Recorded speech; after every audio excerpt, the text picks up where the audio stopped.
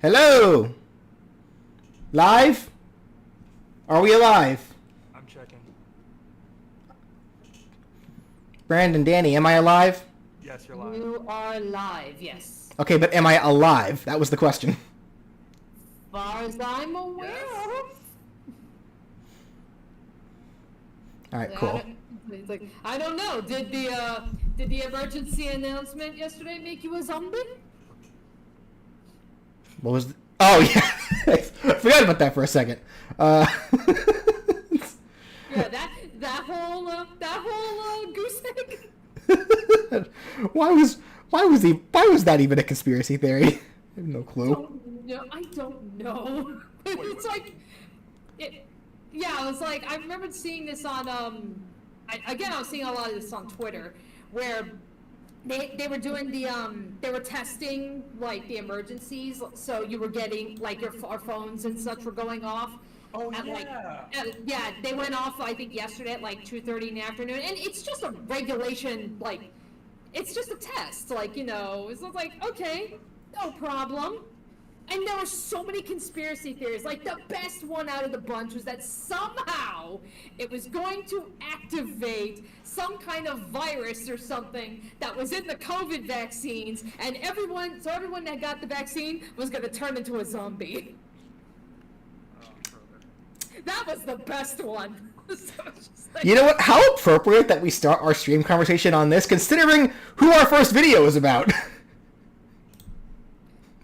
some people are saying there's echoing. Is there echo? Of course there probably is. I think Shannon's already just completely skipped over the fact that I'm here too. Let me see. Unless I just can't be heard. If there is echo, I should also ask as well real quick. Do Danny and Brandon sound too quiet compared to me, volume-wise, or do they sound fine? I guess aside from the echo aside, because I can fix the echo best I can. Danny's the one that's echoing, not Brandon? Yeah, apparently, based on what I'm seeing. Is that, yeah, it's like, is that a Discord thing? Possibly. Wait, I'm quiet? Hold on. I'm about Okay, to... so I'm echoing and Brandon is quiet? Hold on, I'm about to punch. Yeah. Talk again, Danny? I am talking. Brandon, you talk? Hello?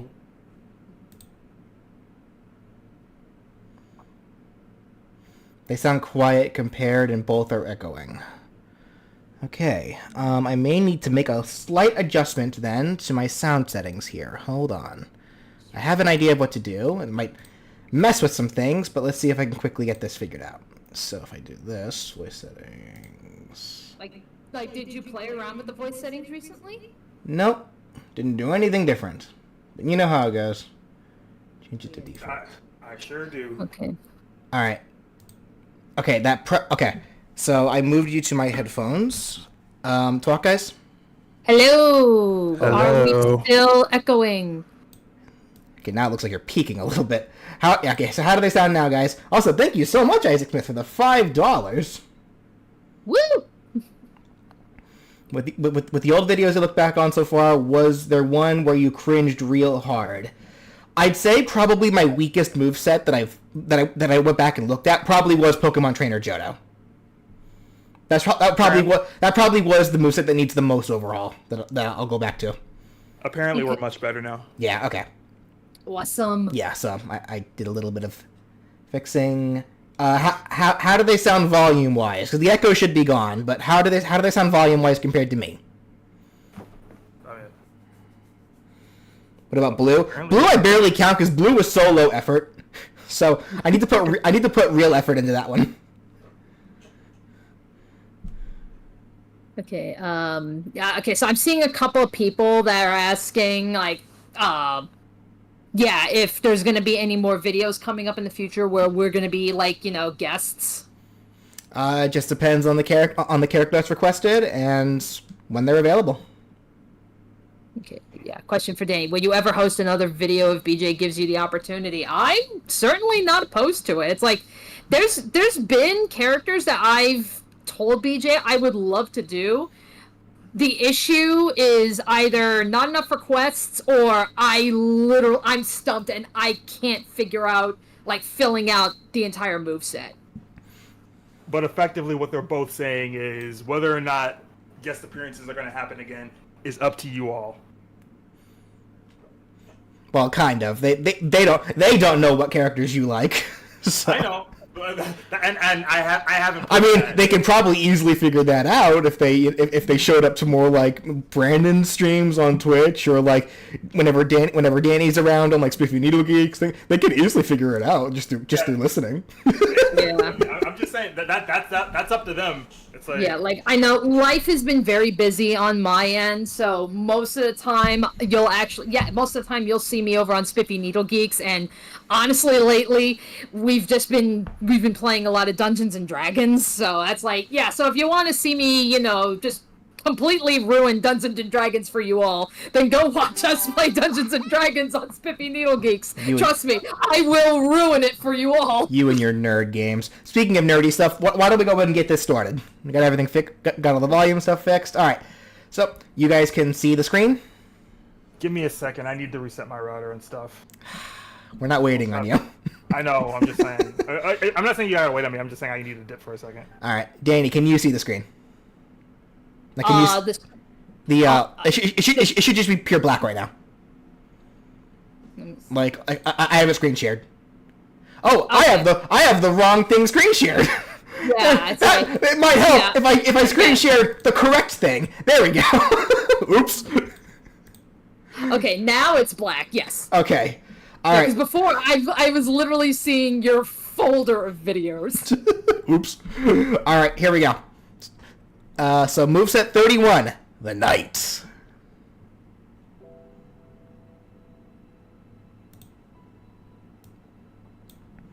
Oh, here we were this whole time trying to being all uplifting and cracking jokes, and here we get to one of the more depressing characters that I ever made a moveset for. I still never got around to actually finishing this game. I mean, I'm terrible with like Metroidvania games, but I loved the art style of Hollow Knight so much that I was willing to make an exception, and I don't think I made much progress because I'm just so bad. I'm so bad at these kinds of games. It is what it is. Oop. Actually, while that plays, I forgot to move do some things on my end over here. Let me do that real quick while the intro plays. Alrighty. And yeah, this was another highly requested one. Like, the Knight was so widely requested. Like, it was insane. The small and stoic warrior hailing from a dying kingdom of bugs. Just to quickly clarify a common misconception, this character technically is not the Hollow Knight like the box would make you think. That's a different character altogether. It's no different than Link not being Zelda or Samus not being Metroid. This little guy is nameless, but they are referred to as a couple of different things over the course of the game, like Ghost or Vessel. But for this video, I'll just be referring to them as the Knights, as that does seem to be the most common identity that people use for them. What they'd actually be called for Smash, I don't know. But let's not dwell on that too much and just move on. Oh, and just a heads up, there will be some spoilers about the game in this video. The story itself is simple, but it is still a fairly new game, so I just wanted to let you guys know now. The statement that pissed so many people off for literally no reason! I remembered when that happened. It's like, come on, people!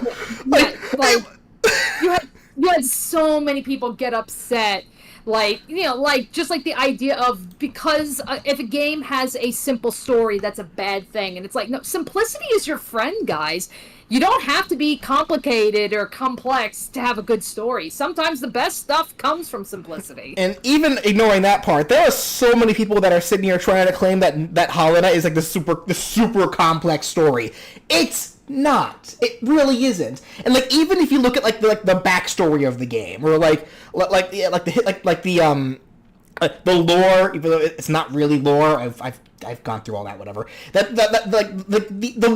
game's world history, it's still not complicated. It's just not. It's easy to follow. Like, to this day, I'll still say if you have a hard time following this story or even this game's backstory, like, please stay away from games like Kingdom Hearts or Metal Gear Solid or Five Nights at Freddy's. Those will actually tear your brain apart.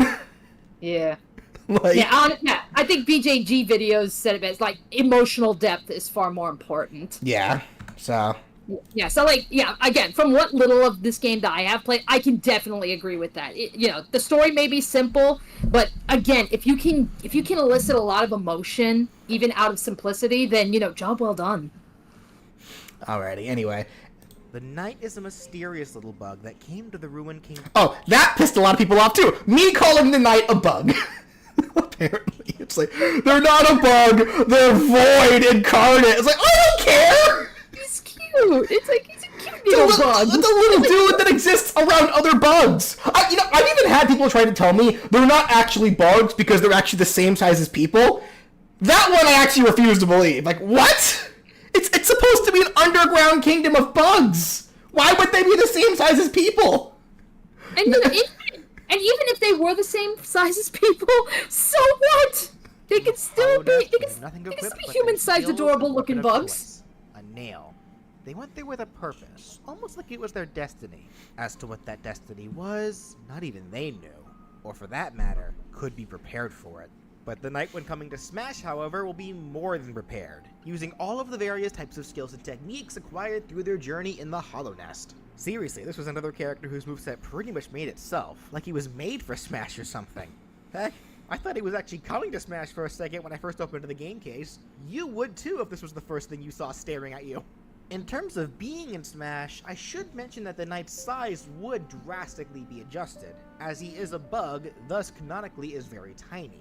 So they'd be given the same treatment as Captain Olimar, having to be blown up to be put on equal footing as everybody else. But just like with Olimar, to emphasize the fact that they normally are a tiny creature, they'd be very petite in stature, and would of course be a very lightweight character.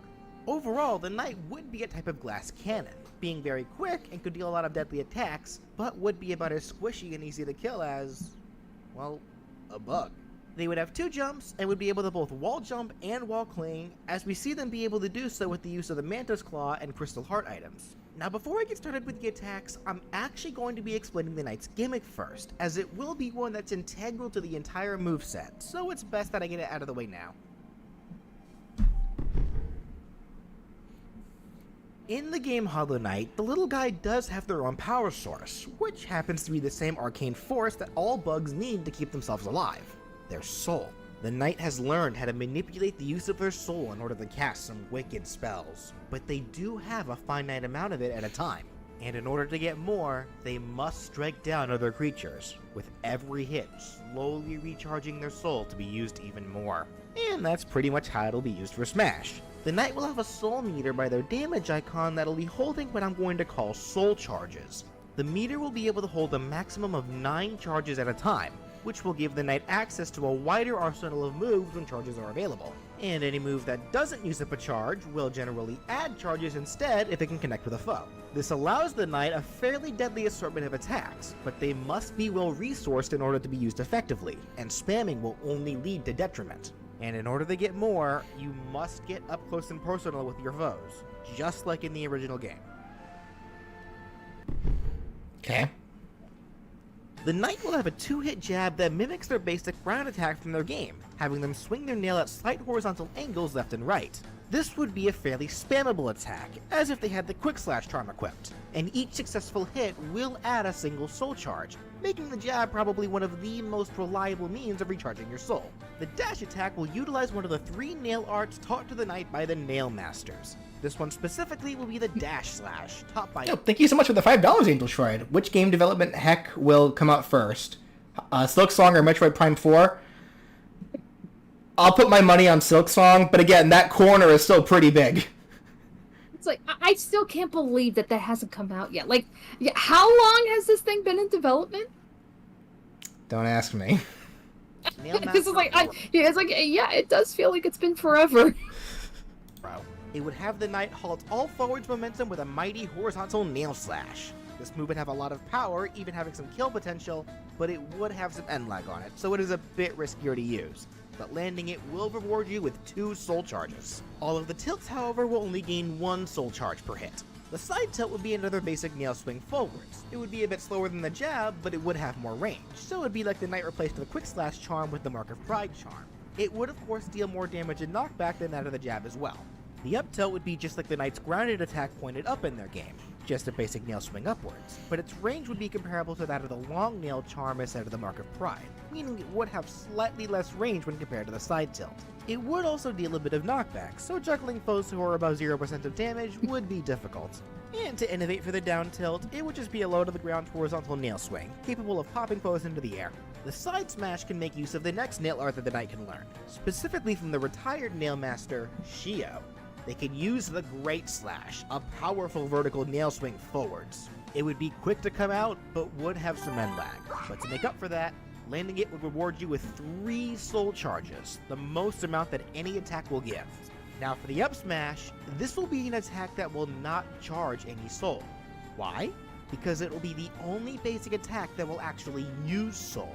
It could have the knight use one of their many powerful spells, the Howling Wraiths. A devastating attack that has the knight conjure many screeching souls above themselves to deal massive damage. For Smash, this could be a dangerous attack with a lot of range, but its drawback would be that it would require a single charge of soul to be used effectively. If no soul charges are available when this move is used, then it will come out very pitifully, with the whole attack acting as a sour spot, having no range and dealing very little damage.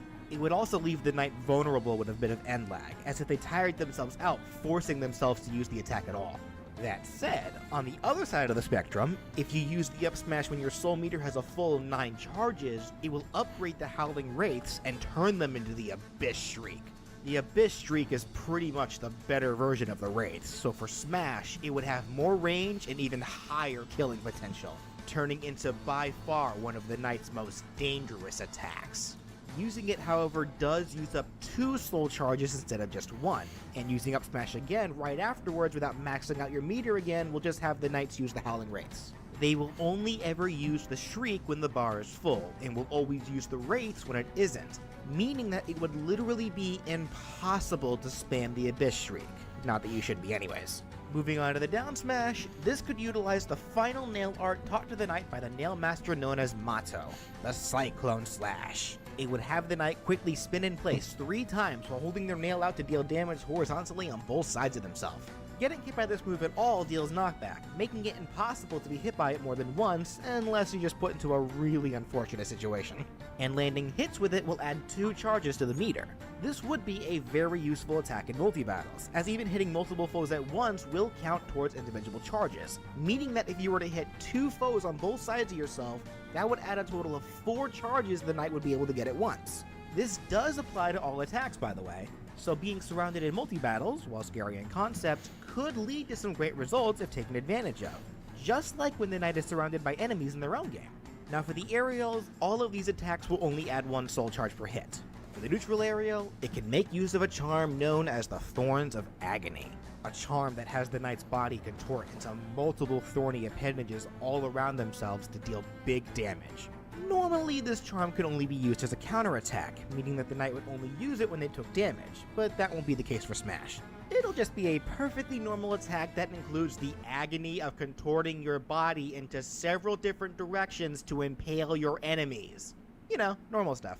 The other aerials are pretty much just the air attacks that the knight can do in their own game. Forward air swings forward, back air swings backwards, but it would have slightly longer range as if the long nail charm were used for it. Up air would swing up, and the down air would swing down.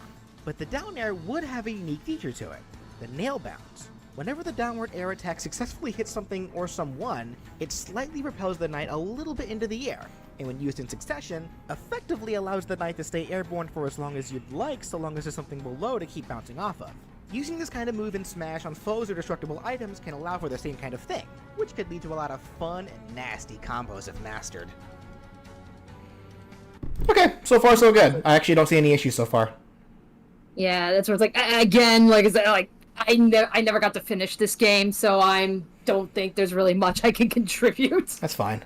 Alright, so grabs. Actually, before we get started, I did see earlier, because I know we were in the middle of watching, but I did see somebody earlier had asked, well, let's suspend reality and say Silk Song does come out. Silk Song comes out. Does that mean you're gonna consider doing Hornet? I'll just say right now. So everyone already knows currently that my most requested character that I have to hold off on is Jevil from Deltarune, because I want to wait for Deltarune to be finished. Take a wild guess on who the second most requested character currently is. Yeah, I'm waiting for Silk Song just about as much as you guys right now, but not because I want to play it. Alright, grabs. Alright. The Knight's grab game would be pretty pitiful. It's generally going to end up being that way for anyone with stubby arms. They'd grab with one arm and would pummel by smacking the foe with the hilt of their nail.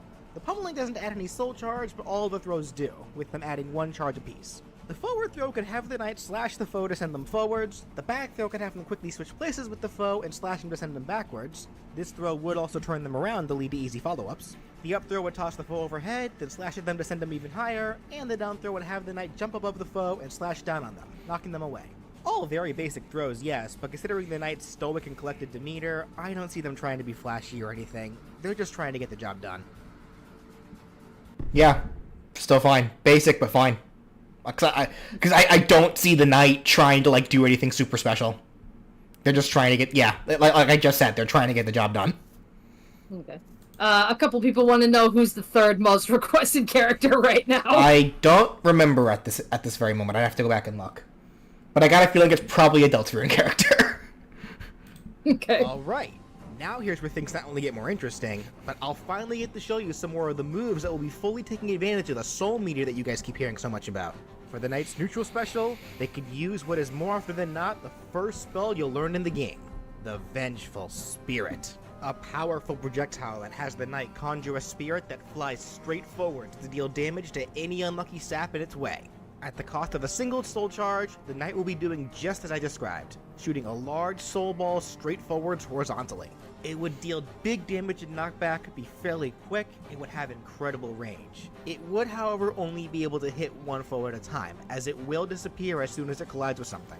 Also, you can only use this special if you have soul. Trying to use it without any won't do anything at all.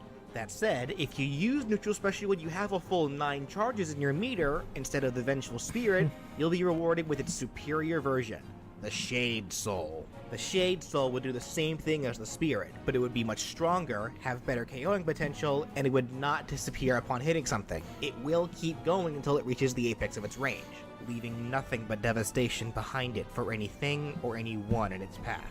You'll still need only 1 soul charge when using this move, but just like how I explained for the Abyss Shriek, it will once again become the Vengeful Spirit until you can manage to fill your soul meter back to max charge again.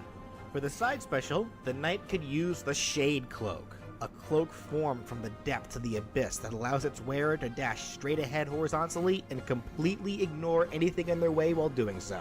Just tapping the side special will have the Knight do just that, and they will be completely invincible for the duration of the dash, able to ignore anything that would otherwise bring them harm. It's not an attack, but it could be used as a great recovery option, and it will not put the Knight into freefall, but it can only be used once while in the air, so you'll need to get back to the stage before you can use it again. That said... okay. This was a big thing that I know a lot of people talked about, that they wished that I included the Sharp Shadow to actually give this attack some kind of offensive purpose.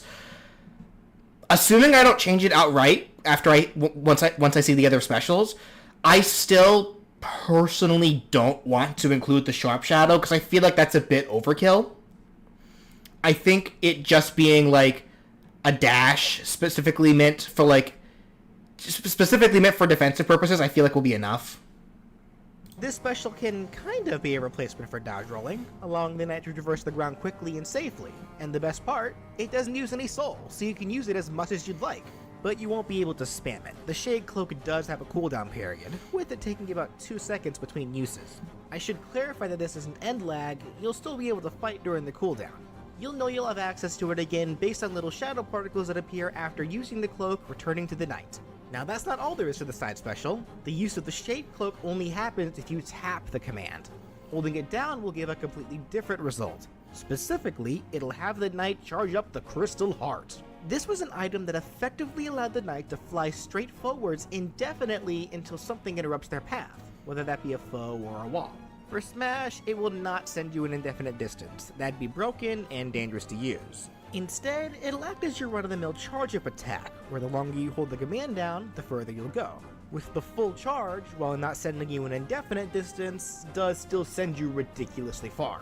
However, unlike the Shade Cloak, this will not give the knight invulnerability, and it can be interrupted, whether that's by colliding into a foe, which does deal a decent amount of damage and knockback, or if the foe is good enough to intercept the knight and knock them out of it. Not getting interrupted at all will put the knight into freefall, but if the knight collides into a wall out of this move, it'll put them into an automatic wall cling state, allowing for an easy wall jump to recover if necessary. Of course, I should mention probably the most important detail about the Crystal Heart. It does require soul in order to be used. It didn't in the original game, it could be used as much as you wanted there, but for the sake of balancing and Smash, it will require soul here, specifically 2 charges. And if you don't have 2 charges to use, then it won't work at all, and you'll just be defaulted to using the Shade Cloak instead.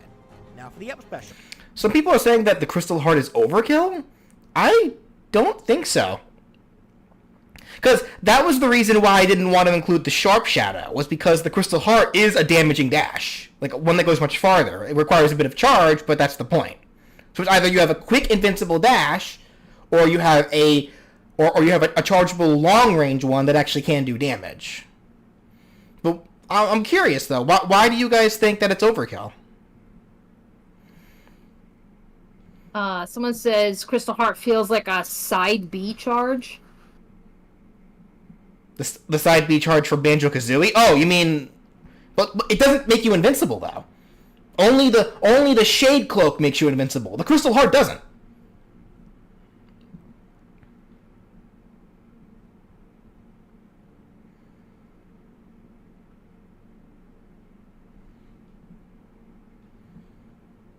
Like, I even say, like, I even just said in this video, Crystal Heart can be knocked out of.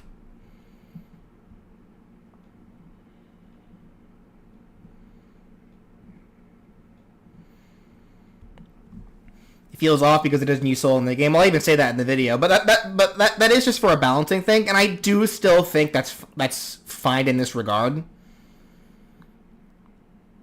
Like just to avoid the idea of being able to spam it, and it's not like you can't, and it's not like you're out of that option anyway when you don't have charge. You still have the Shade Cloak.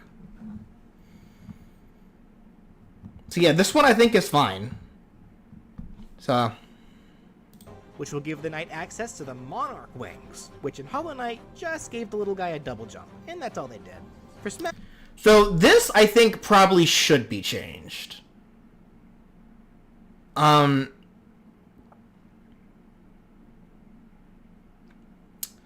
now, let me just keep listening. But this one, I think, probably should just be changed to the normal double jump, because I think this one was a case where I was being a little too liberal with what the move can do, but... Smash will be doing the same thing, to an extent. Using the Monarch Wings effectively gives the knight an additional jump, but here's the twist. You can use it as many times as you want so long as you have soul. Again, you didn't need to use soul in the original game to use the wings, so I am innovating here to make them more interesting. Using them for the first time is free, that doesn't cost anything. But each additional usage after that costs 1 soul charge, and will keep costing soul until you reach the stage. So this means that if you had a full meter, you could use this special 10 times, which when incorporating the knight's normal jumps, effectively gives the knight an astonishing 12 jumps at max. This could lead to some serious aerial game with the knight, but I should mention that, unlike with normal jumps, you can't attack while using the Monarch Wings. But since they won't put the knight into free fall, you can attack as soon as the animation for the up special concludes. So I can see any skilled player pulling off some insane stuff with this kind of movement option. But you are limited by your soul, so you do need to be careful to not get overzealous with it. And finally for the down special... Okay,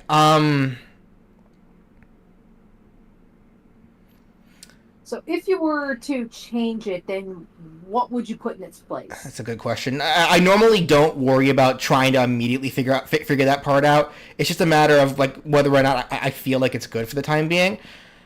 I like the idea that I was kind of going for with this originally, but I think this was me being a little overzealous with the idea.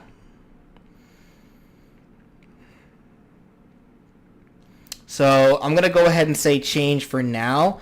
I'm thinking like one immediate thing I can think of anyway for would be like. Well, the problem is I have actually not touched Hollow Knight or seen anything Hollow Knight since I've made this video, so I don't really remember all of the knight's abilities and whatnot. One immediate thing I can potentially think of is that I could move the Crystal Heart to an up special if I were to do that, but I think that's probably me being a little too hasty for the time being, because again I don't remember all the knight's abilities. So I'd have to go back and look. But I do think I was being a little too overzealous with making a move, an item that normally is just a double jump, into into a special, because I feel like that'd be kind of like taking Bayonetta's normal double jump, like with her butterfly wings, and turning that into something more extravagant than it really is. So. Okay. And then sorry to interrupt, but just want to say thank you, Pichu, for the $5 donation. Yes, thank you so much. I appreciate that. At one of your favorite movesets, well, I'm glad. Yeah, so this will have to be one that I look back to.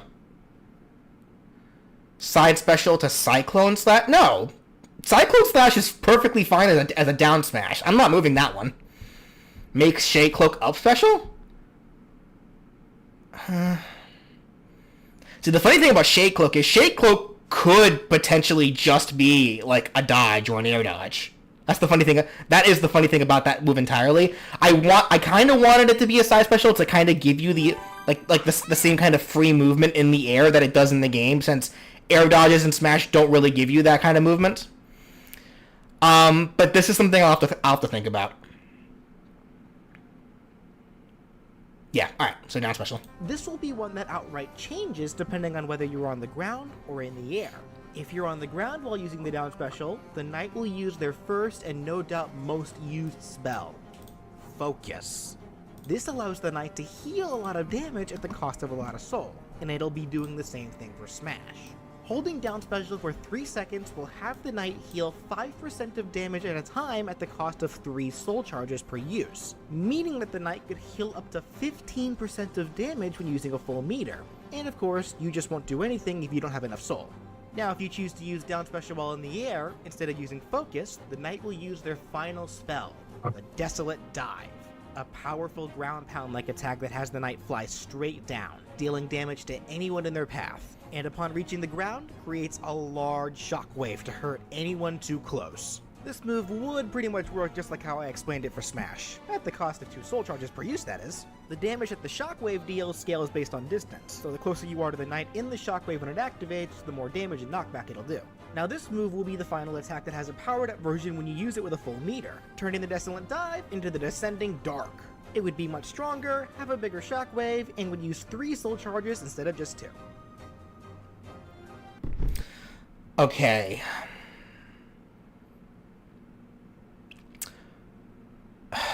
You okay?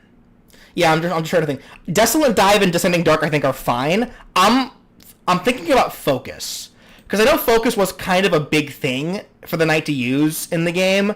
I'm wondering if it's really necessary here. And I mostly say that if only because, like, having moves that are strictly heal-based are always a little finicky depending on the character. And I think for the knight, it actually, in this scenario, is actually kind of worthless, because the knight's already a super fragile character. So, I'm split on this one. I'm going to say possible change for Focus specifically, but again, I don't remember all the knight's actual attacks from the game, so I don't know what I would replace it with immediately, but I'm going to say Focus is probably a possible change, but I think Desolate Dive and Descending Dark is like the aerial versions of that are fine. Alright. I'm also seeing some people saying that apparently the title that you have for this stream is wrong. Like I already fixed it. Oh, okay. Okay. So then I think for the side special, I'm gonna put potential change. just for side special, depending on what I do for other specials. Okay, so for the most part, from what I'm seeing right now, it's mostly the specials that I would kind of adjust a bit on night. The basics and the grabs, I think, we're all perfectly fine as is. The gimmick, I think, is fine. It's very simple. Neutral special, I think, is perfectly fine as is. Okay, final smash. For the knight's final smash, it could be a cinematic smash that could have the knight use the Awoken Dream Nail, a powerful relic that allows the knight to read or even enter the dreams and memories of anyone that he hits with it. This smash would only be able to catch one foe at a time, and if it does, the knight enters their dream and annihilates them from within. This smash deals big damage only. It won't launch foes anywhere, but if it causes the foe to end up with more than 100% of damage, it'll lead to an automatic KO. Okay, that final smash, honestly, I think is fine. Oops, I accidentally changed the dimensions. Let me fix that real quick. Some people I know were brought up like this thing that was like in the DLC, but I forgot what it was. I forgot what it was called exactly.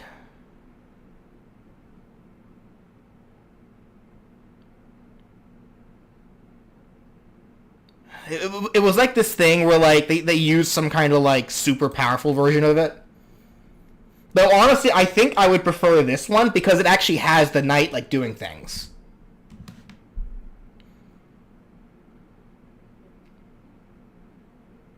Abyss Lord, yeah, I don't remember. Again, I have not seen or touched anything Hollow Knight since I made this video, so I unfortunately just don't remember. In context of the final smash, I still think this is fine. I like the idea of the final smash. So, okay, let me get myself resituated here after doing some quick editing on the side. Okay, yeah. If it causes the foe to end up with more than 100% of damage, it'll lead to an automatic KO.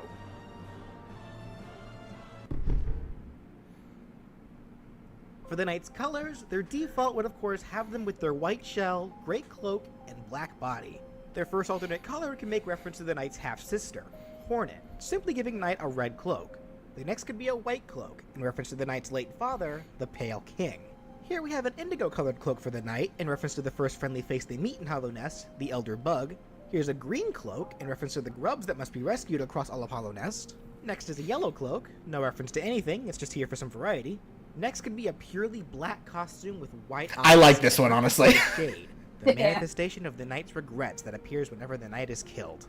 And the final color could give the knight an orange cloak and orange eyes, in reference to the infection, the very plague that dragged Hollow Nest to its ruin. The knight's stage... I do remember a lot of people were kind of yelling at me about not making Zote like an alternate costume. No. Moving on. Intro could have him hitch a ride from the Last Stag, which was used as a means of fast travel in their own game. For taunts, the first could be simple and have the knight swing their nail around for a pose. The next could have the knight hold a tense pose while emitting black particles, which makes reference to when you only have one hit point left in the game and are close to death. And the final could have the knight pull out a map and look at it, just like they do when you're, well, looking at a map to get your bearings. Just for kicks, this taunt can be used indefinitely by holding the taunt button down, and you can even slowly walk around while looking at the map and will put it away as soon as the button is let go. And finally, for victory animations, the first could show the knight absorbing soul before ending with a pose, just like we see them do after certain fights in their game.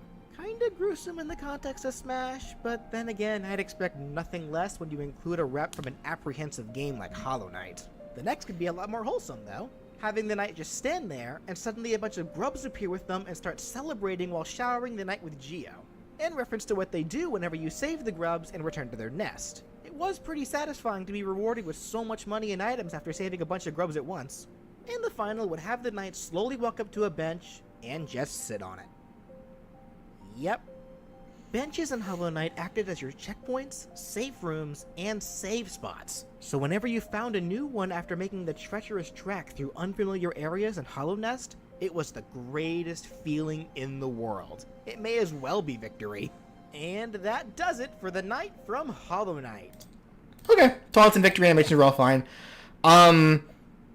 Yeah, the colors were fine. I probably would lighten the Elderbug color just a tad, so let me make a little note about that. Lighten this color a bit. But yeah, like there was a good color spectrum, and yeah, victory animation was fine. Yeah, so it's mostly the specials. Not mostly. It's exclusively the specials that I would fix around a little bit, and really just that up special and that part of the down special. Cool. So Knight actually did hold up decently well. It looked pretty good to me. Yeah, but again, like I won't know for sure what the fixes I would make on them until like I actually go back and relook at the Hollow Knight stuff. But all right, let's go ahead and move on to the reason why Danny be here today. Yeah, yes. So, before you start, I do want to answer. So, a little earlier, Jasperoni asked, what game is Knights from and where can I play it? So, Knights, there's two games. There's Knights into Dreams, originally came out for the Sega Saturn. You can play a remastered version, PC, PlayStation, Xbox, so it's pretty easy to get a hold of Knights into Dreams. There is a sequel that came out on the Nintendo Wii called Knight's Journey of Dreams, and so far that is the only way you can play it. That has not been ported onto any of the newer Nintendo consoles. Yeah. Yeah. And yes, we are skipping Sora because Sora's in the game. So yeah, there's why do we need to go over? Yeah. Which does mean that, unfortunately, Roxas and Xion are kind of in this, like, this kind of, what's the word, this limbo state, I guess. We'll see what happens with those two in the future. But anyway, Knights! So we went from Knight to Knights.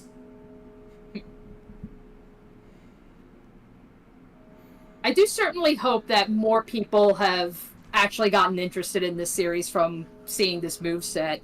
Just because I remembered when this first came out, even in your chat, even if you watched the chat, not a lot of people knew about this game, like, at all. Yeah, there are plenty of there are plenty of people that told me that they've gotten into a series because of one of my videos, so I'm sure there have been some people.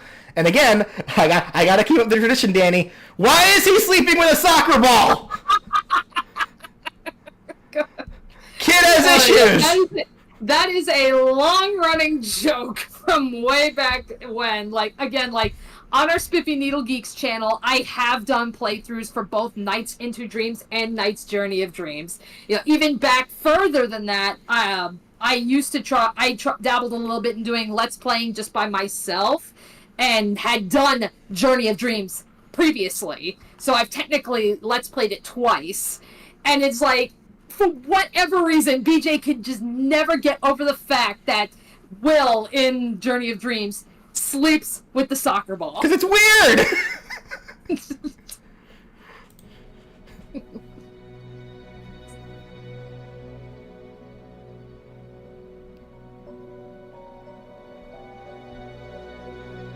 Bigger problem? Why is the window open? Well, I mean, if he's on like a not one story building, like I think it'd be fine.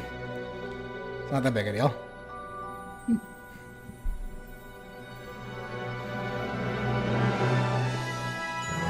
As long as you don't like mind bugs getting into your room or whatever, but who cares? I guess maybe we need to ask some people who live in London, because technically that's what the kids in Journey of Dreams are supposed. They're based off of. It's based off of London. Surprise! Yeah. You thought you were getting BJ today, but nope. Instead, you get the crazy lady who helps him keep up with your back in the day before you got a bot. Yeah, before I replaced you with Nightbot. And today, Yeah, I got talking let go about for a character bot. I've loved since I was a little girl. The Jester of Dreams who dances through the skies and protects kids from nightmares, giving them the courage to face their problems in reality. Why was your face text? That was just a stupid like run-on thing that I started with Brian, because like, because I have like a random character like to associate with each of my guests. Like for Brian, it was All Might, and the reason why it was All Might because like one of the first things he started with was like the I am here thing in Klonoa, And after that, it was like, I'll just keep this, whatever. So people know who it is. And I have the name of their username on there, so they kind of know who it is. It's also kind of a double subtle reference as well to a community that Danny and also Ryan used to be a part of, a commentary community where people would like pick like a character and like have that character kind of like represent themselves as they talk over other videos and such. Danny's was Dark Link, specifically it was Shadow Link from the Four Swords manga. Yeah, and then like you'll remember like when Ryan shows up in videos like for like Master Chief and Sly Cooper, I have him using Yami Merrick because that was the character that he would use for those kinds of videos and all the such. And then yeah, like Brian, I just made All Might because of that one joke he started with, and I just never bothered changing it. And Brandon, I know I ended up making Mega Man X whenever he finally did make a guest appearance for the Unite Scizor video. So that's just kind of something I just do. It's like random character represent them to kind of reference that old community commentary community thing, but with their face replaced with their username, so you know who they are. Developed by the same people who made the Blue Blur, you might have seen this purple clown as a background character in other Sega titles. I won't be too surprised if not a lot of you had actually heard of this guy, though. Premiering in the mid-90s on the floundering Sega Saturn, and then going radio silent for over a decade before getting a subpar sequel for the Wii, only to go back to being a background character for another decade. Nowadays, Knights is sitting on the sidelines for Sega's next round of party games. You know, pretty much like Princess Daisy. At least Daisy got into Smash. Knights... Oh wait, that didn't age well, because Daisy is in Wonder! Ha! It's like, now that we do mention it, I do think I think they have announced that there is another Knights game coming, but I think it's just like, it's a mobile game. And it's not even like a typical Knights game. It's like literally, it's like I don't remember if it was like a slots or poker or something. It was like one of those types of like, throwaway games. They just threw a Knight skin on it. Okay. I think that got announced, I want to say maybe last year. Haven't heard anything about it since. So for all I know, it's come out and everyone forgot about it, or it got abandoned. I don't know. Either way, it's not a proper sequel. So, yeah, and I really don't think we're going to be getting one anytime soon. I love this series to death. I want more Knights. I don't think it's going to happen. Oof. This is a nightmare made by the master of nightmares, Wise Man the Wicked. Born to be his right hand as the evil lord conquers the world of dreams, Knightopia. However, Knights really didn't like that plan, and chose the path of free will and a carefree lifestyle instead, teaming up with several courageous children known as visitors to instead thwart the wise man's wicked schemes. They did this by borrowing power from the visitors that they dualized with, specifically using the dream energy known as Idia. And Knights will be borrowing that same power as they soar their way onto the Smash battlefield. The saddest part about Knights overall, there are not very many good renders of Knights. So you're gonna see a lot of these Knights renders that I use in this video just kind of choppy and pixelated because of that. Well, right, because again, you really only have 2 games to work from. Yeah.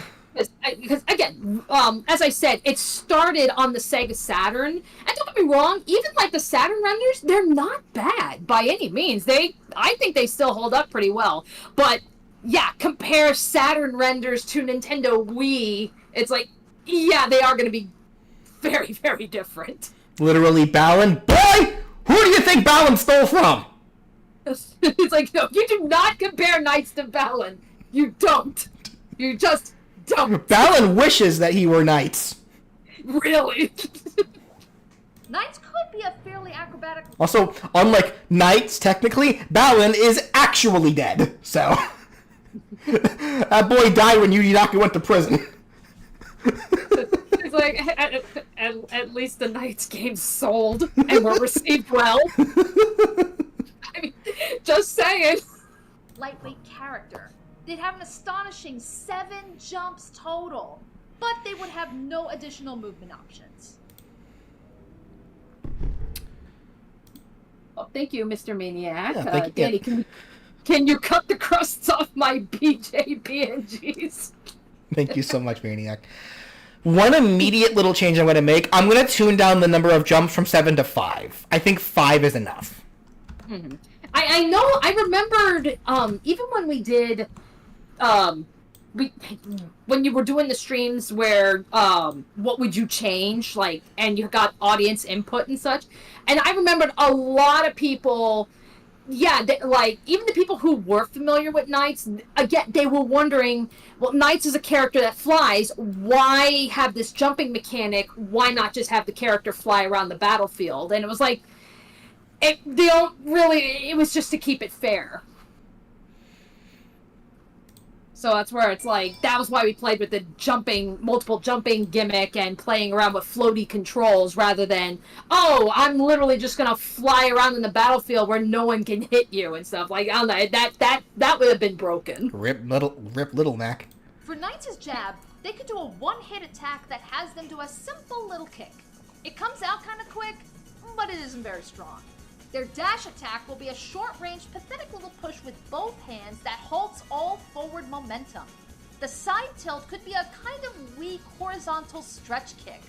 Okay, I don't think any of these. So that was like the whole deal with like the gimmick of Knights. Knights' whole gimmick was literally that they're an opposite Little Mac. Like, they are not a ground. They are terrible on the ground. They have to be in the air to bring on their full potential. So we have all these these dainty, like, pathetic little moves, like, that they do on the ground that you should really never be using unless you're using them for, like, I don't know, gimping or whatever. So none of these, from what I'm seeing, really need to be changed because the point of them is to be pathetic. Wimpy little uppercut. Yeah. The down tilt could have them do a feeble little low to the ground horizontal hand slap. Their side smash could have Knights do a short-range roundhouse kick. This move can hit a little higher, but it's probably going to miss foes that are shorter or even crouching. The up smash could be a quick but frail jumping headbutt, and the down smash could be a kind of sluggish axe kick, one that can only hit towards the front. You know what? These attacks are bad. Yeah, no, these are not going to fly. But I know what will fly. And that will be Knights themselves. Knights is a game that's all about being in the air, after all. The only time when you're on the ground is when you're controlling the child who is separated from Knights. And surprise, surprise, That kid broke their they're neck. helpless. So to reflect this in Smash, It's a Knights dream be world, they'll characters live. that should not be on the ground. They should always be in the air. Pretty much a reverse Little Mac. And to better help their aerial combat style, Knights will have a gimmick to better complement this fighting style. So before we continue with the remainder of the moveset, let's get the gimmick out of the way first. As you might recall, I said that Knights will have a whopping 7 jumps in total. This of course reflects their natural ability to fly, but that's not all there is to it. So you know Daisy, and Peach for that matter? Well, Knights will have a near identical... I like how I kind of snuck into the script to make Daisy the more prominent one, even though Peach is supposed to be the more prominent one. I know. That was why I added the Peach for that matter, because even in the script you didn't have Peach. I added Peach. Because it's like, I know what you're doing, and I'm not gonna let you get away with that. Able to float for 3 seconds at a time, as well as moving horizontally right or left while doing so. You'll also be able to float at ground level by crouching, then holding the jump button. Again, just like Peach and Daisy. Unlike the princesses, however, Knights will be able to float after every single jump. So yes, Knights would have the ability to pretty much remain in the air for long periods of time, just as they should be. And all of their best attacks will be the ones Knights uses while in the air. So yeah, so that was a big reason why I think it's better to kind of reduce it to 5 jumps more than like over 7. Like there probably will still be a bit of the issue where some people will probably take advantage of that to like literally camp out like like somewhere like high on the screen like waste the time or whatever. Let's just keep going through the moveset to see like if there's like a way to like help better counter that if need be. So we'll see. Knights is known for flying, and on top of being a clown, they're also an acrobat. This guy's the entire circus! During levels in Knights into Dreams, Knights can fly through these rings known as power loops, and when they do, they enter a state where the player can rack up points by having Knights do a large variety of different flips and tricks. These acrobatic tricks... And this was how we filled out the moveset. Pretty much. Knights' neutral air could have Yeah, because literally, like, you can see... Trick. Even in the game, you know, Knights just flies around, there's a drill dash attack and such, but, like, there's not a lot of variety. But, yeah, as soon as we were like, oh, hey, we should incorporate all the tricks, I was like, that was it. The moveset came very easily, because then it was just a matter of picking the tricks. Like, BJ even asked me, like, just record me some footage, you know, of doing all these tricks. And that's why you're seeing this footage with, like, yeah, with the yellow trail, because not only do you I can speak. Not only can you do the tricks, it also deliberately tells you what that trick is, so that just makes it easy for BJ when it comes to scripting. Yeah. A large variety of different flips and tricks. These acrobatic tricks can be what Knights uses for their aerial attacks. Knights' neutral air could have them use the Sonic trick, where Knights curls up in a ball, turns blue, and spins multiple times erratically. Yeah, I'm kidding. Well, about the turning blue part anyway. Everything else, though, is true. Remember, guys, Sonic Team developed Knights. This move will deal a lot of multiple hits of flinching damage before launching with the final hit. Their forward air could have them use the Twister trick, which is Knights spin in horizontal circles while they hold their arms out. They only did one spin in the original game, but here they'll spin a lot, so it'll be another move that hits lots of times before launching with the final hit. So again, kinda like Sonic. Sonic Team, that's my excuse. The back air can have Knights use the Parasol trick, which will have them quickly spin vertically with one leg sticking out, having that leg swing backwards to hit foes behind Knights. This move comes out quick and has some pretty good kill potential. The up air will have Knights do the rock and roll trick, but instead of jamming out to rush, Knights will just do a simple back. Crusty PNGs. Another move with pretty high kill potential and covers a decent amount of space above Knights. And the down air will have Knights do the Yeah, and that was also funny because in the script, you know, BJ's like, Danny, quick, what's one of your favorite rock and roll bands? And I immediately said Rush. Fair enough. So yeah, hence why we went with Rush, because that is one of my favorite rock bands. In multiple vertical circles with their arms held up and their feet pointed down. Yet another move that hits multiple times before ending with a launching hit. Now I know what you guys are thinking. A character with only 4 good moves that can be used in the air? That's pretty bad. Yeah, I think that was a right. script goof. That would be bad. If they only have 4 moves to use. I didn't bring this up before, but Knights does have a second part to their air game gimmick. The 5 aerials that I just talked about will only happen while Knights... The sad thing is, usually, whenever you see me, like, throw in, like, that wow kind of sound with like, a correction on it, that's usually me being too lazy to rewrite it, to re-record it. And I'm just like, forget it, I'll just put this here.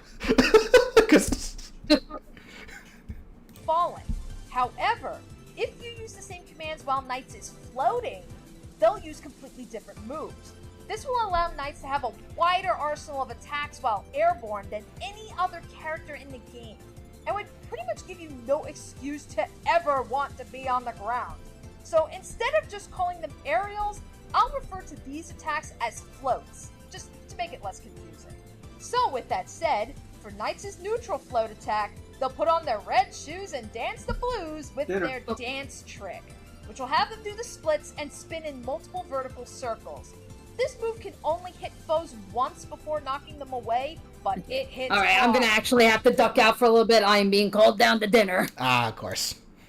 Yeah, so I'll come back and I'll answer any Knights related questions when I come back. Alright, no problem. Forward float attack will have them do the moon trick, which has them do a single dolphin arching front flip, turning their whole body into a hitbox while knocking foes away when they make contact. The back float attack will have knights take a gamble with the roulette trick, where they'll do a single cartwheel while kicking their legs towards the back. This is a move that comes out a little slower than their normal back aerial, but it's also much stronger. Knights' up float can be the boomerang trick, which will have them do 3 quick front flips while kicking their feet into the air. This move can technically hit all around, but the hitboxes on the lower parts of the attack will act as a sour spot. All the real damage comes from the higher half of the attack. This attack could also have a unique function where using it will slightly propel knights upwards a little bit, giving them even more height. Cause that's exactly what knights need. Gotta keep them in the air. And the down float attack can have knights use the V-fall trick, which is of course kind of like boomerang, but it will send knights downwards instead. And of course, the strongest points of the attack will be a reverse from the up float. See, I gave them one that sends them higher and one that sends them lower, so that balances it out, right? Now that's all well and good, but having 10 aerial attacks can only get you so far. These float attacks will come out when you simply tilt the control stick and then tap the attack button, just like you would do tilt attacks. However, if you smash the control stick and the attack button at the same time, instead, just like you would for a smash attack, knights will do what is the equivalent of an aerial smash attack. And again, just as a reminder, knights will only do this while they're in the 3-second float state. These moves will generally be slower than all of their other aerials, but of course, as a trade, they will be powerful. Also, unlike normal smash attacks, you cannot charge these up. These are just the equivalent of a much stronger aerials. Something like you'd see from Bowser or Ganondorf. Oh, by the way, I forgot to mention this, but knights can also transform. Anything can happen in a dream after all, and they'll be using some of their transformations for all the floating smash attacks. For the floating side smash, knights will transform their head into a dragon's beak and thrust forwards, in reference to when Knights wears the dragon persona in Journey of Dreams.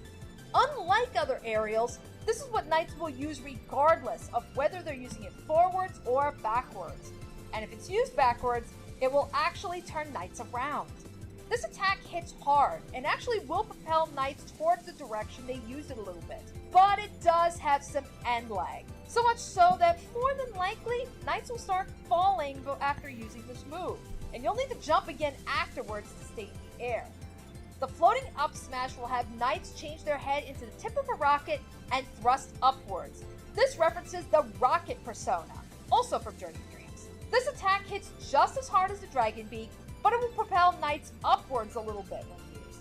And finally, as knights' final attack, the floating down smash will have them morph their legs into a dolphin fin, just like they do in Knights into Dreams whenever they're submerged in water, as well as the dolphin persona in Journey, and swing their fin from back to front. This attack doesn't hit as hard as the other floating smash attacks, but it does have the capability to spike opponents in their sweet spot. I know a lot of this may seem overwhelming at first glance, but honestly, if you have even the most remote idea of how Peach and Daisy's aerial game functions, then a moveset like this shouldn't be... Yeah, that was funny. That was... I was just trying to get good Daisy footage. Like, to kind of, like, emphasize, like, the kind of, like, the style it would be. And Danny just so happens to also be online for this. ...to pick up. It's all really just about learning what attacks happen when. Once you grasp that, then the rest should be smooth sailing. Okay. So, the attacks themselves, overall, I think are okay. I think, so far what we've seen, the actual moves are fine. The only thing I'm a little concerned about is the amount of time that knights can spend in the air, which is the point. I'm just worried about how campers will take advantage of that, because you know they will. So, while I don't necessarily think the attacks themselves need to be changed, I do think something needs to be done to keep the to help keep like the play style, so we don't need to so that way we don't need to change the attacks or like the idea, but then dissuade campers from being campers.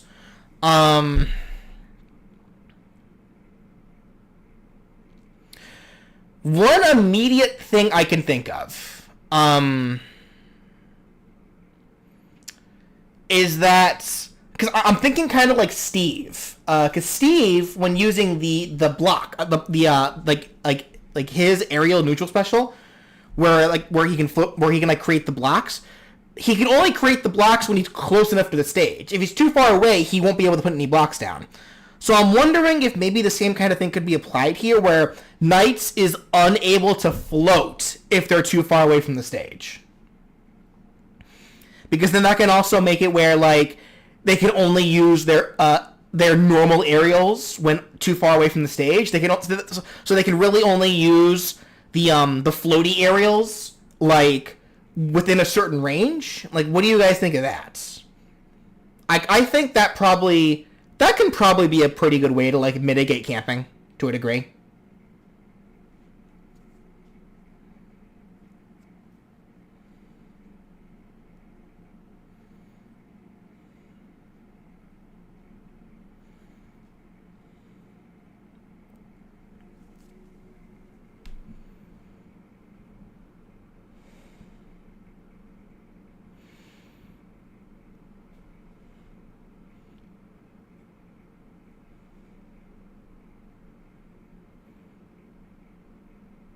Yeah, it would definitely need testing for sure. Like, well, obviously that's just the case for all these movesets, but, like, I think in concept that's probably a good place to start.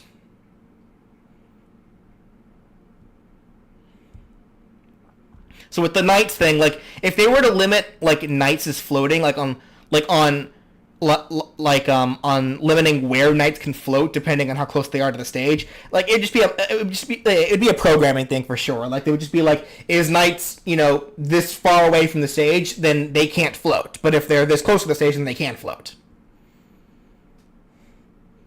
So yeah, so I'll make a note about that.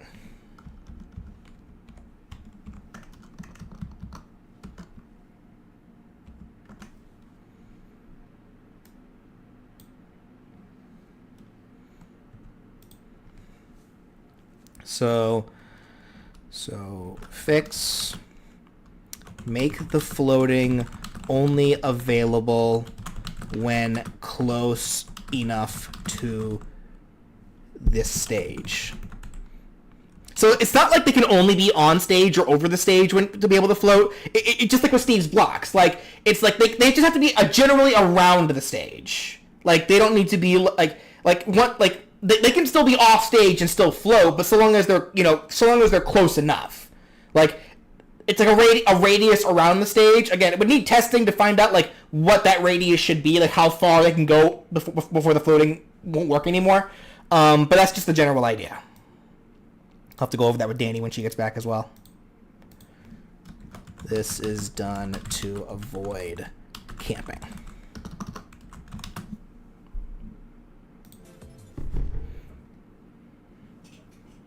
Knights is going to have a pretty weak grab game. Kind of makes sense considering you'll only be able to grab while you're on the ground, which is where Knights is at their weakest. And I think letting Knights being able to grab in the air would be absolutely busted. So as such, Knights will grab with both hands and will then pummel with their knee, jabbing the foe. Now all of Knights' throws are going to be rather pathetic, not dealing a whole lot of damage and not sending foes very far at all, meaning that they will not have a single kill throw. But to compensate, all of their throws will slightly propel Knights into the air as they toss their caught foe, allowing them to get back to where they need to be if perhaps they were being pressured by the other player and completely flip the momentum of the match. Their forward throw could have Knights do a drilling push into the foe at a slightly upward angle, sending the foe forwards while also giving Knights a little bit of distance off the ground. The back throw will have Knights slightly float up while spinning with the foe in hand, then toss them back. This throw kind of makes reference to when Knights spins with a child that they're dualized with. The upward throw will have Knights lift the foe a little bit into the air, do a quick backflip, and then chuck them even higher into the air. And then for the down throw, we'll have Knights pick the foe off the ground again, but this time they'll do a quick spin with the foe in hand before throwing them into the ground. This throw will not send the foe anywhere once they hit the ground. It only deals damage. or just shorten the float time. I feel like that wouldn't really fix the problem because then people can still just like fly to like the top corner of the screen and just float there. Like they wouldn't be able to do it as long, but the fact that they can do that at all, I feel like probably is still a little bit overkill. Like, of course, they'd be in danger as soon as they have to try to come back beforehand, but even then, like, again, I'll go over it with Danny when we get back. As for the throws, I think the throws are fine. Like, just designed mostly as attacks that, like, aren't very strong, but help knights get back into the air. Knights' special attacks, these will all be pretty basic, but will of course be great to add towards Knights' already large amount of options while in the air. Their neutral special will just be a quick spin attack. Think of Crash Bandicoot's Cyclone attack, a move that activates quickly and will hit foes once to knock them away. This would be a great get-off-me kind of tool, and is pretty much the only move that's relatively decent even when Knights is grounded. There is one more thing to mention about this attack, but it will only make sense once I explain the other specials, which are all going to be the same thing: gliding. Knights' side, up, and down specials will all have Knights break into a glide that will have them automatically fly into the direction that the control stick was pointing for 3 seconds at a time. You can control Knights while they glide, and they'll control just like they did in their original games. But since I know most of you are missing out and you've never played a Knights game in your life, which I highly recommend you all correct very soon. You heard her. Go play Knights. Right now. The best thing to compare the control of Knights would be how you control Ness's PK Thunder special, with it automatically moving in one direction and will turn when you point the control stick in a certain way. Now there's a few things that you can do during the 3 seconds while Knights is gliding. For one thing, this is not an attack. Foes will not get hurt if Knights just runs into them. However, this gets into that other thing that I was talking about with the neutral special. If you tap the special button while gliding, Knights will then perform the drill dash, having them zip straight into the direction they're facing while drilling. This will deal a lot of multiple flinching hits of damage, but that's all. It will not launch foes. But generally, foes with bad DI will be dragged along with this attack, so you could very well use it as an edge guarding tool to bring them into the blast zone if you wish. Also, at any point during the glide, you can press the attack button to have Knights use one of Do you guys hear that? How there was a slight change in tone there for a second? I think that if I'm recalling correctly, Danny can probably correct me on this when she gets back. Like, I got a feeling that tone was probably like something added that I had Danny record later on, like to add into it, like to add into the script after she already recorded everything. So you could very well use it as an edge guarding tool to bring them into the blast zone if you wish. Also, at any point during the glide, you can press the attack button to have Knights use one of their float tilt attacks. This of course cancels the gliding, but I should warn you, you can only glide once while you're in the air. So once you use it, you'll need to touch the ground again before you can use it again. But don't worry, it won't put you into free fall or anything like that. Just think of this as a makeshift ape jump. Now there is one final thing to bring up with gliding. Knights will leave a sparkling trail behind as they fly. While this trail doesn't do anything by itself, you can use it to have Knights use one of their most iconic attacks. If you have Knights make a loop as they fly and create a circle with the sparkle trail, it will create a paraloop. The paraloops in the Knights games are what Knights uses to either damage enemies or even pull in orbs or items to increase your point count.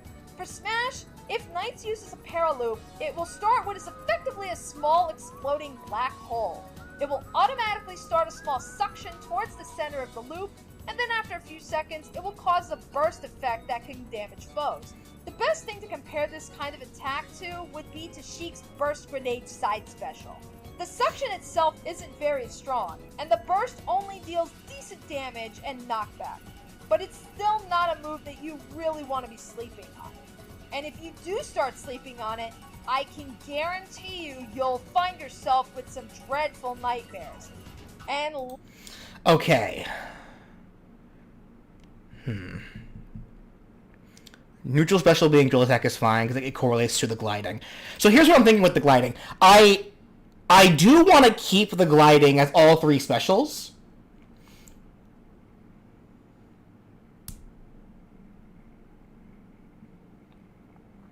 Since she can use the float while gliding, why don't we just remove the float altogether? Because that would seem redundant. Well, that would kind of limit it to only one float attack, in the air at a time.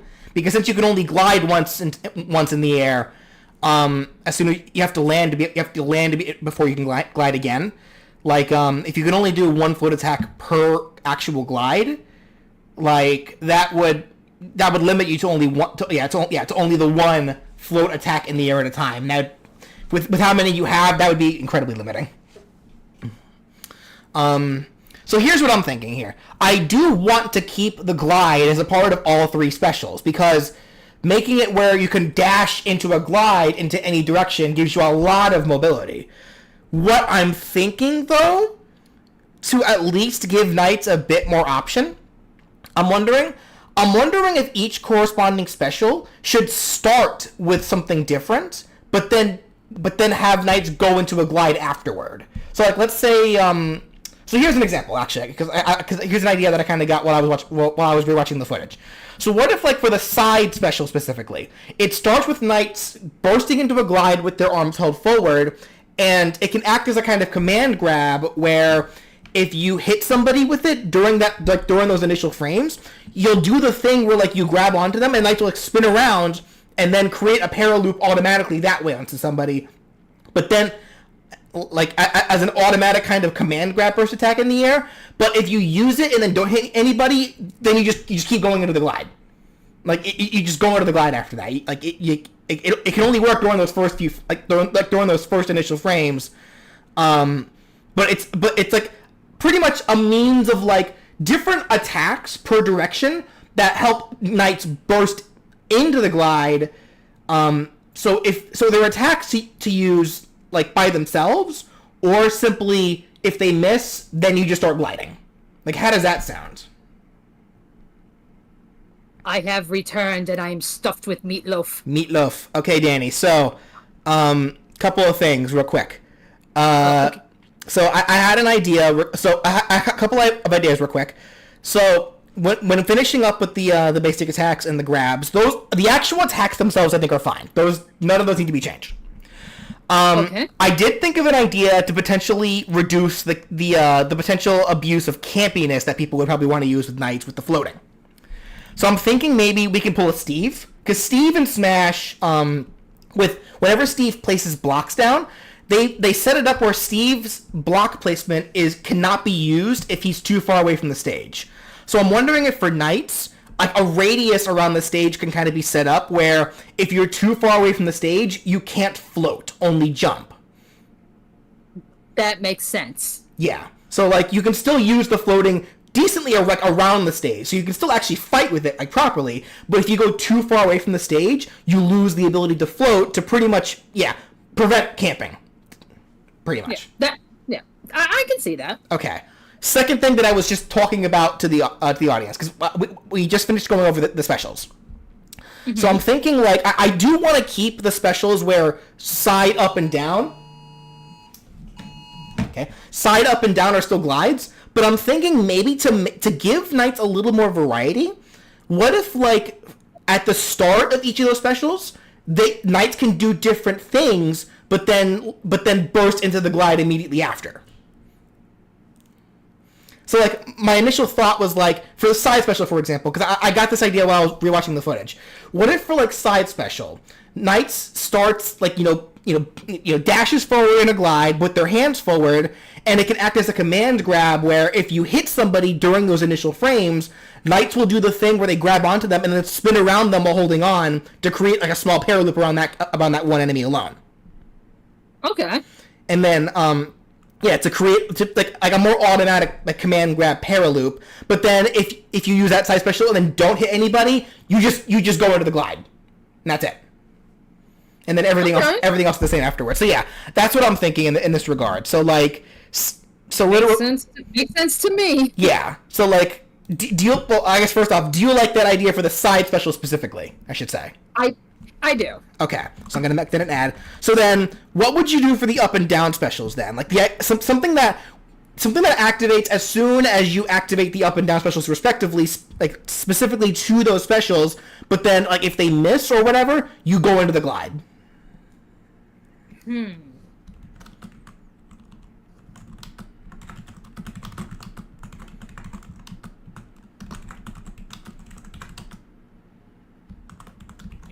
I know, that's a tough one. That's like... I mean, I would want to say, I mean, we could, like...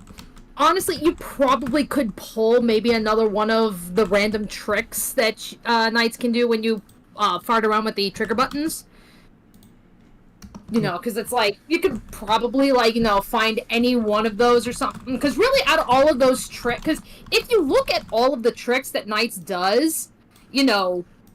Going in and going out of them, you're going out of a trick, you're going into the glide. Yeah. So that's where it's like, at this rate, it's like, you could probably just pull another one of the acrobatic tricks that you can do. Okay. You know, it's like, again, there's a lot of random tricks that you can do. Just, like I said, literally by just randomly pressing the L and R trigger buttons in the game. And that's how you do all of these tricks. And it's like, yeah, different button combinations do different things. There's so many varieties. So it's where it's like, we only picked like a small handful. So it's like, Yeah, we did. You can pick any of them, really. It's just at the end of the day, when Knights comes out of that trick, they're automatically going into the glide. So I think that could work either way. Okay. So yeah, it's something for us to definitely with a little more research as well. Something we can do, like, as I continue, messing around with these movesets off screen. But all right, cool. So aside from that, sorry. I'm seeing some people are talking about Amber Alerts. Like, did an Amber Alert go off? Oh yeah, I got a random Amber Alert on my phone, like while I was trying to tell them before you got back. Oh, damn. Yeah. Okay. That sucks. Yeah. Okay. All then right. Everyday Ride. I tried to show this moveset to my friend who loves Knights, but she stopped after you dissed the Wii game. It's like, dude, I am the one person that will actually, will pull favor for Journey of Dreams, because a lot of people don't like it. I will go out on a limb and say it's not nearly as bad as people make it out to be. The sad reality, the fact is, it was not very well received, and it did not make a lot of money. So despite the fact that I say it's not nearly as bad as people make it out to be, you can't ignore the fact that it didn't sell well. It's the unfortunate truth, and I think that's why we'll never see another Knights game again. Because I just think they looked at that like, hey, we tried. It wasn't a runaway hit like we were expecting it to be. So why should we waste our money and resources on on making this if people are not going to buy it? Right. It's like it stinks. I want more, but that's kind of unfortunately how the video game industry business works. Yeah. Oh well. Anyway, moving right along then. Leading those nightmares. Oh, good. I didn't miss this. The Echo Fighter. Knights' fellow nightmare and sibling who did not defect from the wicked wise man, Reala. Reala is pretty much just bad guy Knight, who's a lot cooler and creepier. Seriously, keep him away from the children. Oh, how I've waited for this moment. The opportunity to get you all alone, dear visitor. Now, how exactly should I go about getting what I want? This is a family channel! Anyway, Reala will be identical to Knights, as even Oh, in Reala. Reala is pretty much just Knights' carbon copy, with the only thing really separating them are their personalities and loyalty to Wise Man.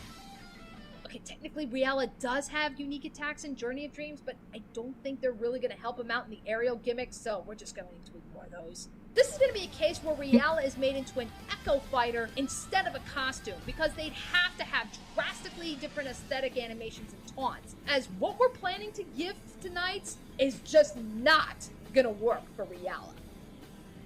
Yep, and you can pretty much thank the cosmetics and the intro animations for that. for that decision, you know, because as soon as we decided, you know, like we got to get the kids involved in some way, and really the best option we could think of is like, okay, intro animation, maybe have them show up in the taunts and such. So it's like the minute that we decided to bring the kids in, that was pretty much like, we can't do that with Reala because Reala's trying to kill these kids. Yeah. You know? So it's like, well, I guess Reala's an Echo Fighter now. This final smash, it could make reference to the final battles of both games, having knights duelize with both children and creating an exact copy of themselves. From there, the smash will work kind of like Cat and Anna's assist trophy, combined with Sonic's current final smash and ultimate. Because again, Sonic Team! Poor Knights is never gonna escape the Hedgehog's shadow, will they?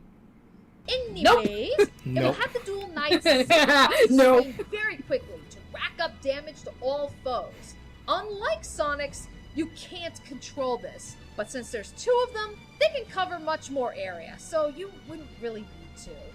As for Reala, they would have a cinematic final smash that would start with them snapping their fingers and creating a quick flash of light in front of themselves. Any caught foe will then be shown trapped in the same kind of cage that we see Reala trapping knights in during the journey levels, and the screen will become nightmarish as suddenly Wise Man himself appears behind the caught foes, and he'll start barraging them with all kinds of deadly attacks. This attack will deal no knockback at all, but it will deal a lot of damage, and if your damage reaches past 100% before the cinematic ends, it's an automatic KO. I'm pretty sure that if Wise Man was attacking, he's going for the kill. Bye, kid. Death to the children. Yeah, Yeah. those final smashes are fine. Yeah, it's like, I know, I remembered even like, you know, the other times we've talked about this, like, I know, like, some people have said, like, yeah, with Knights' final smash, like, you know, oh, it's just Sonic's, but worse. It's like, I don't know if I'd necessarily say it's worse, but it's like, at the same time, like, when you play the game, because again, the whole, oh, you're playing with two versions of Knights, that only happens for the final battle, and again, there's really nothing unique or something. Like, they don't get like a super blast attack or anything. It's literally just two knights that you're using. So that's where I was like, we're kind of limited on that, and you know, that allowed us to have a little bit more like free reign with Reala. Yeah, so like some people are arguing, yes, how Sonic's current final smash already does kind of suck. So having a Knights have one as well, you know, isn't really much better, and I get that. Only other thing I could think of was like to make it cinematic, which could be done. I think the idea is still okay. Like, it may not be like a visually great final smash or anything, but it'd still be a final smash that well represents Knights and gets the job done. So, Right. Jasperoni asks, is there a reason Knights' name is written like all caps with the lowercase I, or is it just to look cool? I think it's just to look cool. Yeah. I don't think they've ever given an explanation. I think that's just how they decided to roll. yeah. Now for Knights' colors, we're actually going to be doing something interesting here. For one thing, there will be two costumes, with the default having Knights in their Journey of Dreams modern look, with an alternate costume showing them in their classic Into Dreams appearance. But that's not all there Oh man, is I to remember, this outfit. BJ, you and I were going back and forth on that decision. Oh yeah. 'Cause it's like, Which one's the default? yeah, because it's like, on one hand, yeah, the Journey of Dreams is the more modern one that, like, knowing your audience will probably recognize the modern one more than the classic one, but ask any hardcore fan of Knights, they will absolutely prefer the classic one, so it's just like, oh, we were going back and forth on that one for a while, trying to decide. Some people probably would argue that these costumes like probably are a little samey, but I think there's enough differences. Like, there's more reds on the modern one compared to the classic one. So I feel like if side by side, you can tell them apart pretty easily enough. Yeah, because, like, you know, yeah, it's like you can see, like, there's a lot more ornate designs. Knights has, like, the red and the orange ruffled collar instead of, like, this blocky purple one. The gloves. Yeah. And even like the spikes, even like the colors on the horns are a lot more pronounced on the modern design, whereas it's all a little bit more subtle in the classic one. Well, like, even like if you were to like take these two designs, like make them like put them into the Smash setting where they're super far away from the camera.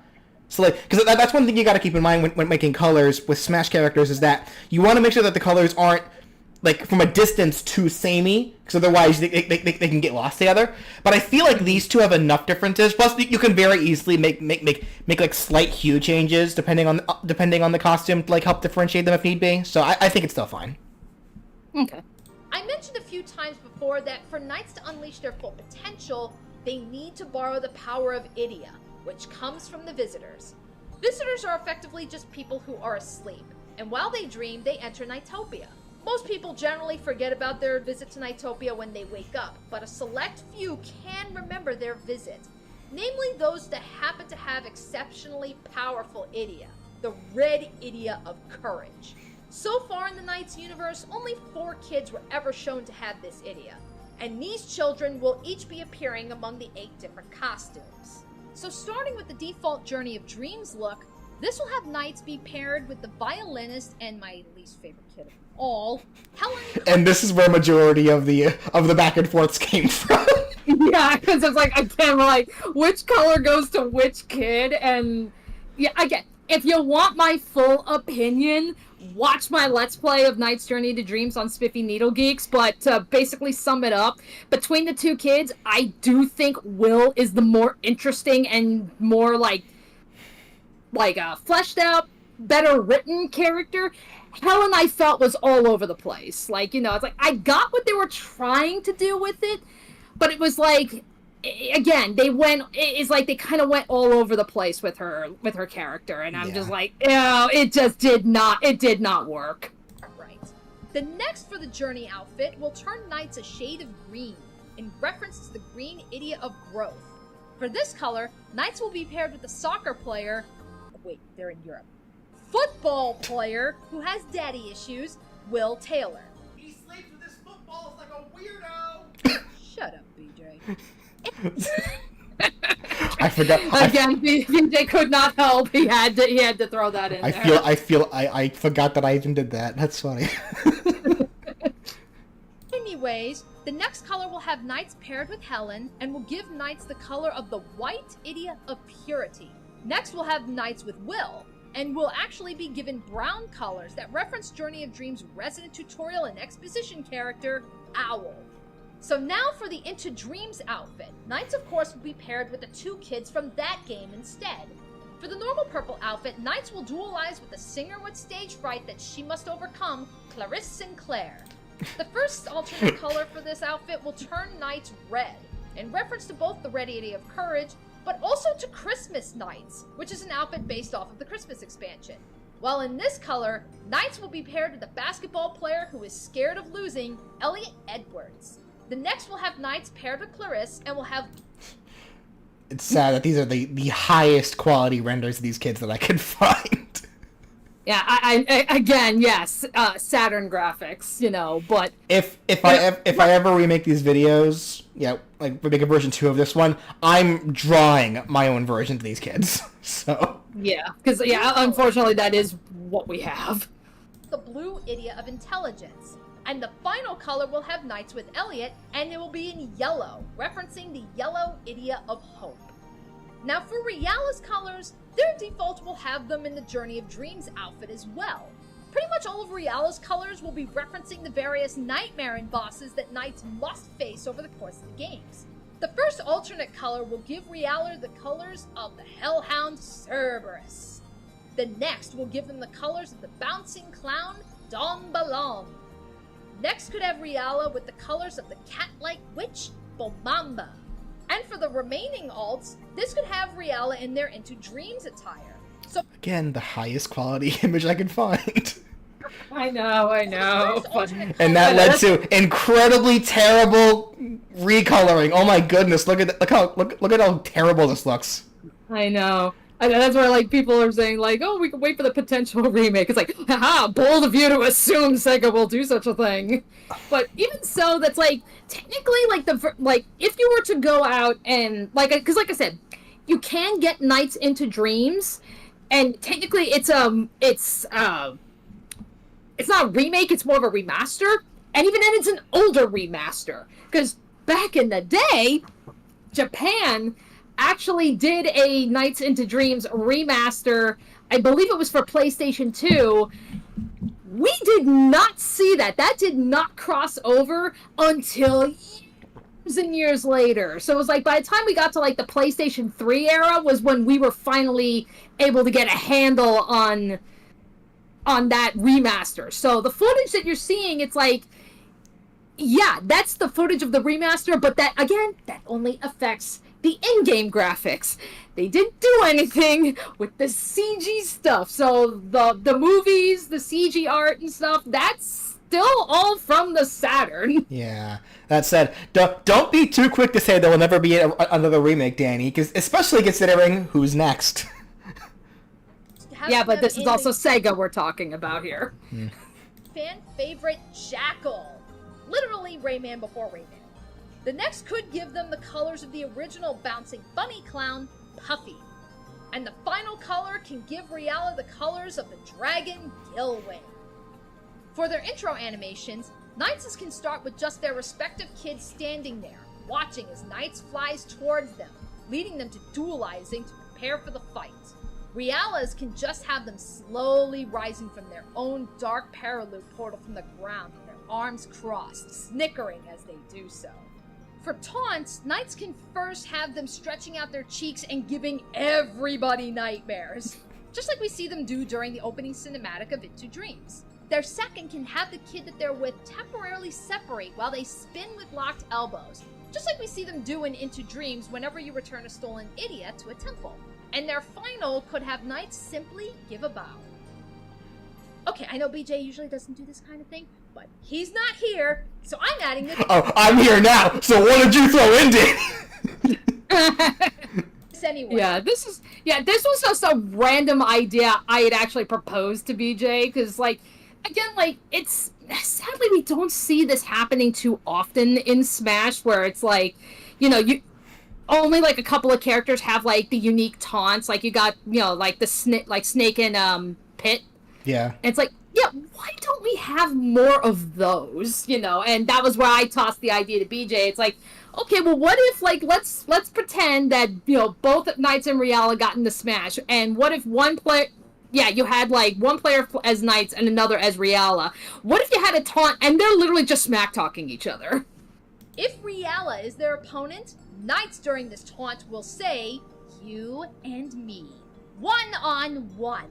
And speaking of Reala, their first taunt can have them pointing forwards, then hold out their arms and say, let's go.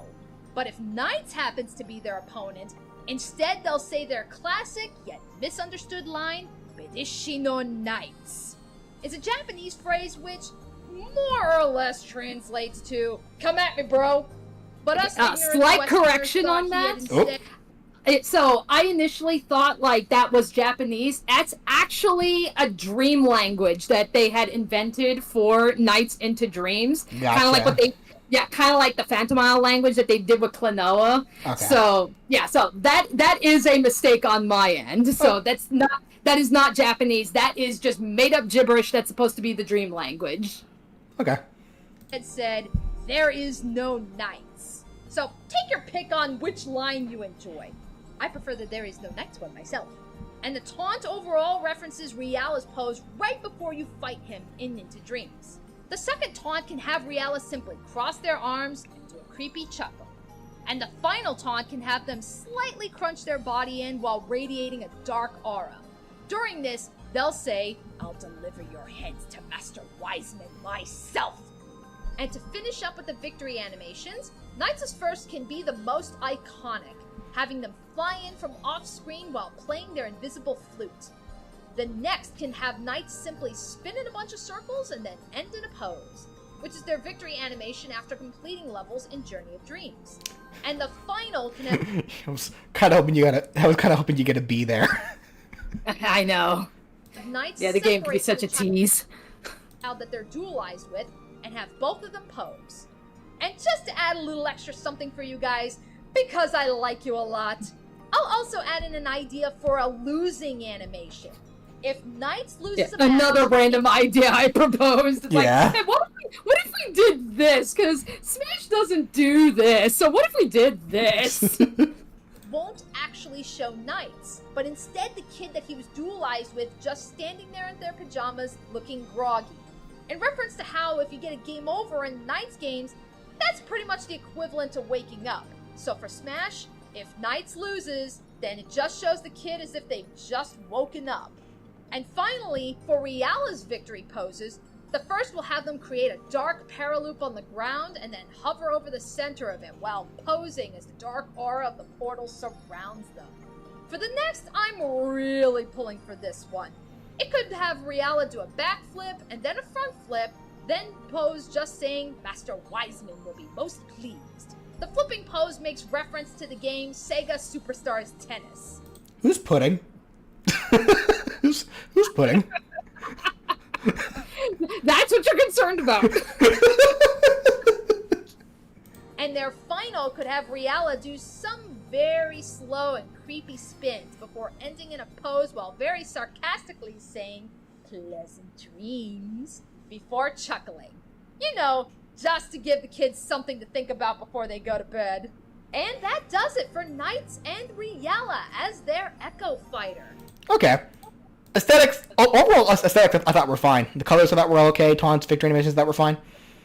So really with Knights, the only changes I would changes I would make was adjusting the gliding so it wouldn't be too campy, and then bringing back the jumps a little bit because 7's a little much. 5 I think is fine, and then and then just adding to the specialists to make them a little more unique.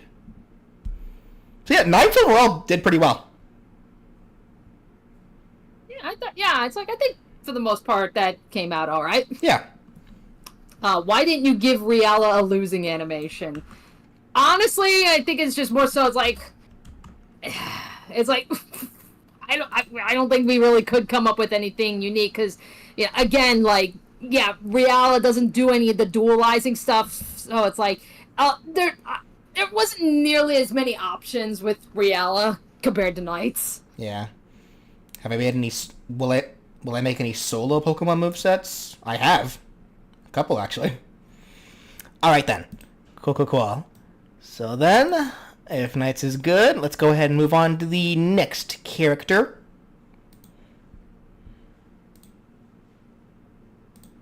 Alrighty. What are we doing on time?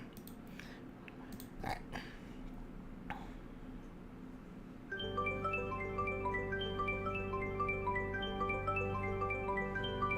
Go ahead and skip this. Oh, I can't wait for later this month.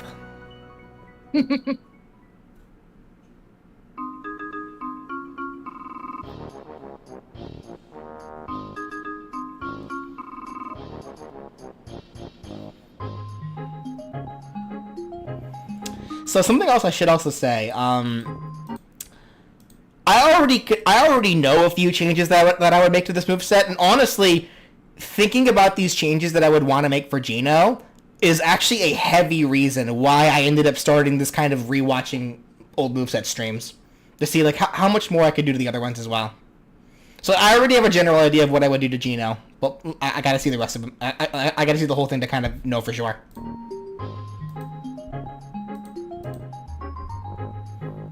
The doll possessed by a spirit from the stars that aided Mario on his quest to stop the Smithy Gang. Geno! This character is the definition of a cult classic favorite, as aside from appearing as a single cameo in one other title, Geno has only ever had prominence in a single game, Super Mario RPG for the Super Nintendo. The first ever Mario RPG game, which was also a collaborative effort between Nintendo and Squaresoft before their merger with Enix. But boy was it an effort, often considered to this day as one of the best Mario RPGs to date, and Geno being considered one of the best characters to come out of it. So much so that he's been consistently a highly requested character even as far back as Brawl. Even Sakurai himself has shown interest in seeing Geno in Smash. But of course, his inclusion to this day is still up in the air, with the closest we've ever gotten was a Mii Gunner outfit back in Smash 4, which, suspiciously, is still missing from Ultimate. Anyway. You'd think they would have added it back in after adding the hero, but they didn't. Huh. Anyways, getting to Geno himself, normally he's just a doll, an action figure owned by a young boy named Gaz. But one night, a mysterious spirit appeared from the skies and took the doll to use as a suitable body. He came with a mission to get back the missing star pieces to fix the broken Star Road, which was destroyed by the Smithy Gang. He took this mission very seriously, for if the Star Road remained destroyed, then the wishes and dreams of everyone would have no way to reach the heavens to be granted. The spirit itself has an unpronounceable name. Heart, music note, exclamation point, question mark. Well, that wasn't so hard to say, but it is still a mouthful, so as such, he just chose to go by Geno, the name of the doll itself. He chose to take the Geno doll specifically because he thought it looked the strongest. And that's really saying something, considering the fact that there were also dolls of Mario, Peach, and even Bowser sitting there right next to it. Though I can only imagine how hilarious it would have been if the spirit chose one of the other dolls instead. That would have made for an awkward adventure. But boy, did he choose correctly, as this isn't just any ordinary doll. This thing's a weapon, coming equipped with all kinds of different guns and artillery. Seriously, what was Gaz's mother thinking by getting her kid this toy? The doll's so strong that it actually knocked out Mario of all people when Gaz accidentally fired a shot from it at him. And this was before the spirit took possession of it. So you can only imagine how powerful it is now with this new heavenly strength inhabiting it. And it will be that strength that will give Geno the edge in Super Smash Bros. Geno could be a mid-weight class character. He'd only have 2 jumps and would be able to wall jump.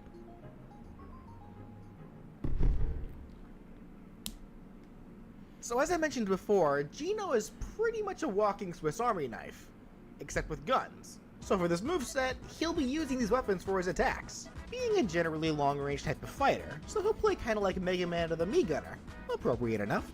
Geno could have a one-hit jab that has him use his finger shot, a weapon where he fires ammo from the tips of his fingers. This could be a semi-spammable jab that has some decent range and flies decently fast. And of course, it does act as a projectile, so it can be reflected or pocketed. The bullets themselves would deal small flinching damage, but the foes can be launched a little bit by the jab if Geno hits them with it at point-blank range. His dash attack could be a lunging elbow tackle, but not a normal one by any means. As Geno bends his arm, he'll actually open up his elbow compartment that he has for his hand cannon attack. It's not really a hand cannon per se, but whatever.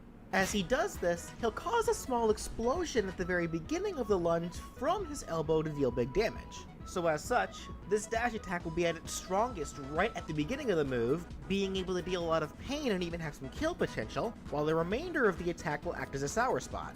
Geno's side tilt will have him use the which, may I just say, is so simple, yet is one of the coolest kinds of attacks ever. Geno defaults to this whenever he... I would bring this back come the 2B moveset, I believe. He has no other kinds of weapons equipped. It will just be a long-range projectile attack that hits harder than his jab, but is slower and not as spammable. His up tilt could be a simple overhead swing from front to back with his cannon arm, and he'll release a small amount of flames as he does this to allow for a bit of lingering damage if the actual cannon misses the foe. The down tilt could be a simple low-to-the-ground jab kick, something to use if you're afraid to use the jab against reflecting characters. Geno's side smash can have him use his ultimate equipable weapon, the Star Gun, where Geno turns both of his arms into guns and fires powerful star-shaped bullets. This smash could be one that works like the Mii Gunners, having Geno fire a barrage of stars that deal multiple flinching hits of damage before launching foes with the final hit. This attack will not act as a projectile, by the way, just a long hitbox. Now for Geno's up smash, what's better than 1 rocket punch? 2 rocket punches! It could have Geno use the double punch weapon, which will have him fire 2 rocket punches straight up into the air at the same time. It flies decently high, so it has good range on top of being able to hit hard, but it won't really be able to hit foes on Geno's sides. Plus it is a projectile, so it can be reflected. Geno's down smash could have him fire 2 explosions from each arm gun on both sides of himself towards the ground at the same time. The smash that has the least amount of range, but will deal the most amount of damage to compensate. The neutral aerial could have Geno spin in horizontal circles as his cape extends outwards. The cape will be the damage dealing point of this attack, and it'll deal multiple flinching hits of damage before launching foes with the final hit. The forward aerial could have Geno use his handgun weapon, which will have him simply shoot a single bullet projectile straight forwards, working both like villager and me gunner's forward airs. It'll travel a decent distance, hit kind of hard, and hitting foes with the move at point blank will launch foes even farther, just like with his jab. His back air can have him once again use the hand cannon, which isn't actually a hand cannon.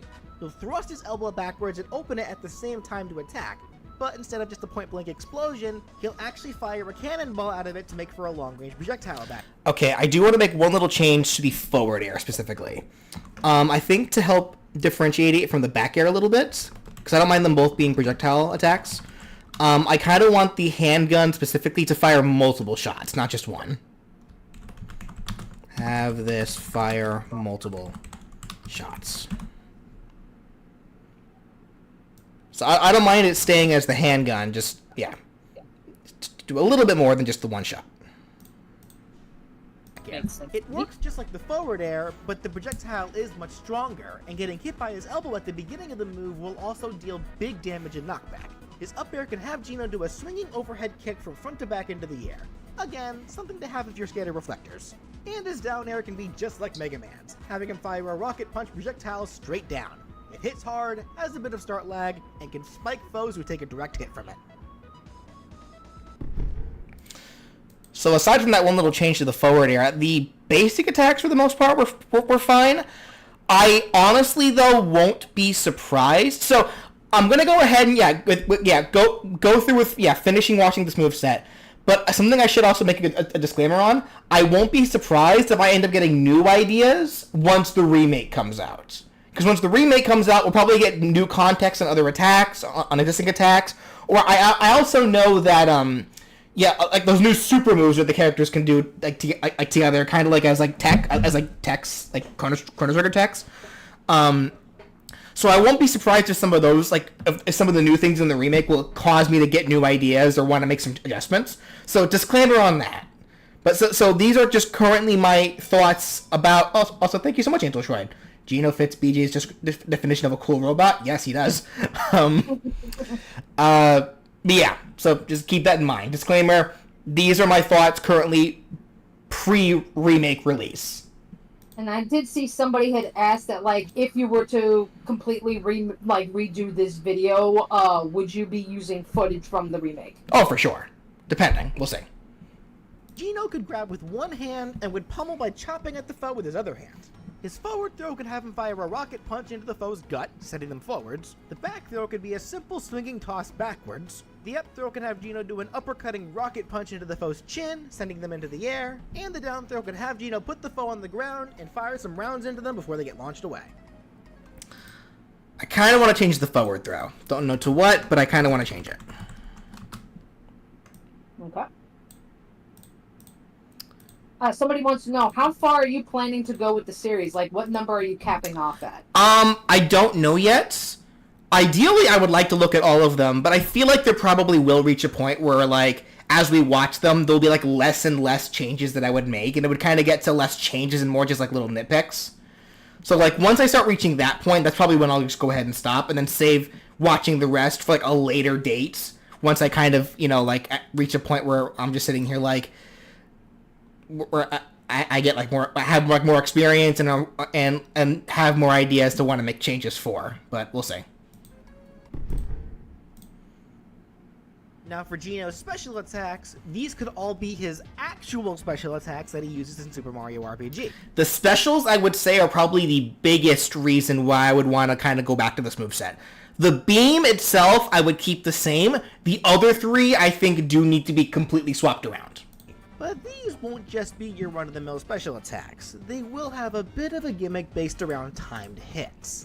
Timed hits were a concept in Super Mario RPG that allowed you to increase the power or effectiveness of any of your attacks based on when you pressed or let go of a button during the attack. Normal attacks in the game do this as well, but I feel like trying to incorporate that into basic attacks for Smash would be too much of a hassle. So I feel like only having timed hits be incorporated into his special attacks will be better. So all 4 of Geno's specials will be attacks that can be used normally, but they'll be much stronger and way more effective if you can time their button command. Disclaimer now, by the way, before I forget. So, I do already have some ideas of what I want to change the specials to. I'll go over them as we go over them here in the specials. If, for whatever reason, these ideas that I present are already used by other people, do not tell me. I've brought this up to you numerous times. Don't tell me if somebody else has already used this idea, because that dissuades me from wanting to use it. I like the new ideas that I thought of them. I don't want to feel like that I'm stealing them just because I coincidentally thought of them as well. Do not tell me. Moving on. Effectively. So for Geno's neutral special, he could use the first special that he gets in the game, the Geno Beam. A powerful weapon that has Geno fire a laser beam from his arm straight at his foes. This will act as a type of automatic charge-up special, as holding the button down will have the move charge up, and letting the button go will have it immediately fire. Just tapping the button, of course, will be fine to use, but the beam will come out rather small and weak.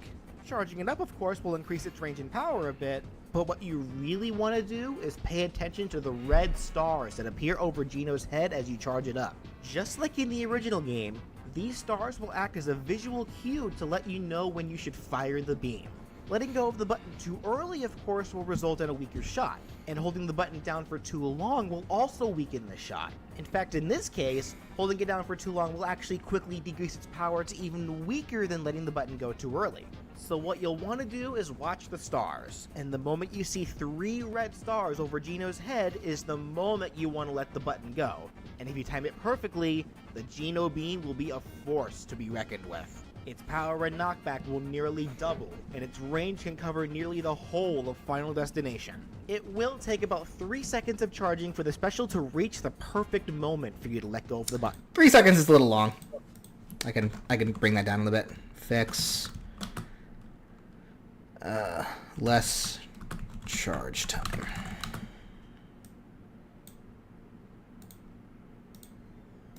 The beam overall can only hit foes once, as it will just launch anyone who makes contact with it, and it doesn't actually last for very long when used, so many foes should have no trouble just jumping over it if they can see it coming. This move does also have a bit of end lag to it, so be careful not to get too trigger happy when using the beam. But at the same time, the beam is not a projectile, just a long hitbox, so you don't need to worry about foes trying to reflect it. Really, jumping over the beam is the safest option, as it lasts a bit too long to be sidestepped or dodge rolled, and it will actually deal a nasty bit of shield damage. Now for Geno's side special, it could have him use the Geno Blast. I would move this to down special. So actually, let me be a little preemptive actually here. So for side special, change, move to down special, up special, change, move to side special, and down special, change, move to up special. I'll get more into that in a bit. A move where Geno literally has beams of rainbow lights rain down from the sky to damage all enemies below. For Smash, this will be another automatic charge-up special that mechanically will work just like the Geno Beam, just like it was in the original game, with the charge-up being signified by the red stars that appear above Geno's head once again. As an attack, however, the blast of course functions differently from the beam. So actually, I'm going to hold off on thinking about how I want to deal with this move, because I forget if this move was already shown in like a trailer or something, but I want to see if the remake like changes how this move looks to give us a better visual cue of what it really is. So I'll wait for that. But I have an idea of how I want this to function as a down special.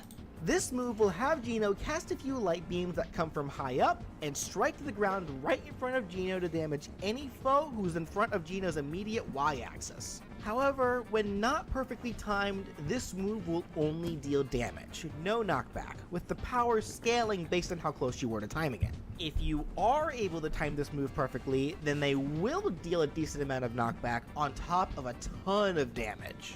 I can see a move like this being great for edgeguarding foes who like to recover high, but I should mention that the bottom of this attack will never go past Geno's feet. Even if you use it off stage, the attack will only ever go down as far as Geno is and never lower than that. but it still starts from a pretty high up distance, so that whole area is fair game. And it will last long enough to make air dodging past it difficult, but that also means that it can leave Geno open for punishment, so use it wisely. So here's kind of what I want to do for this attack, assuming it isn't totally isn't visually changed in the remake. Kind of what I want to do for this as a down special. So here's an idea. So similar concept, you charge it up, release it at perfect timing for it to get the full effect. But what I'm thinking for it is have it where if used normally, the lights rain down all around Geno specifically. So it becomes kind of like this shield of lights. But while charging it, you can also aim the direction, aim into left to right to have him then shoot it either in front of him or behind him. And as well as something else as well, if you use it too early or too late, it'll only be one beam that comes down. But if you perfect time it, then it's a bunch of beams. That I think could be as a cool defensive option to a degree. So when somebody asked how high is the move's vertical range? Depends on the balancing. I don't have a total idea for that just yet. And then someone else asked, are you going to be remaking the Kirby hats for characters you changed the neutral special for? Probably, yeah. Eventually I will.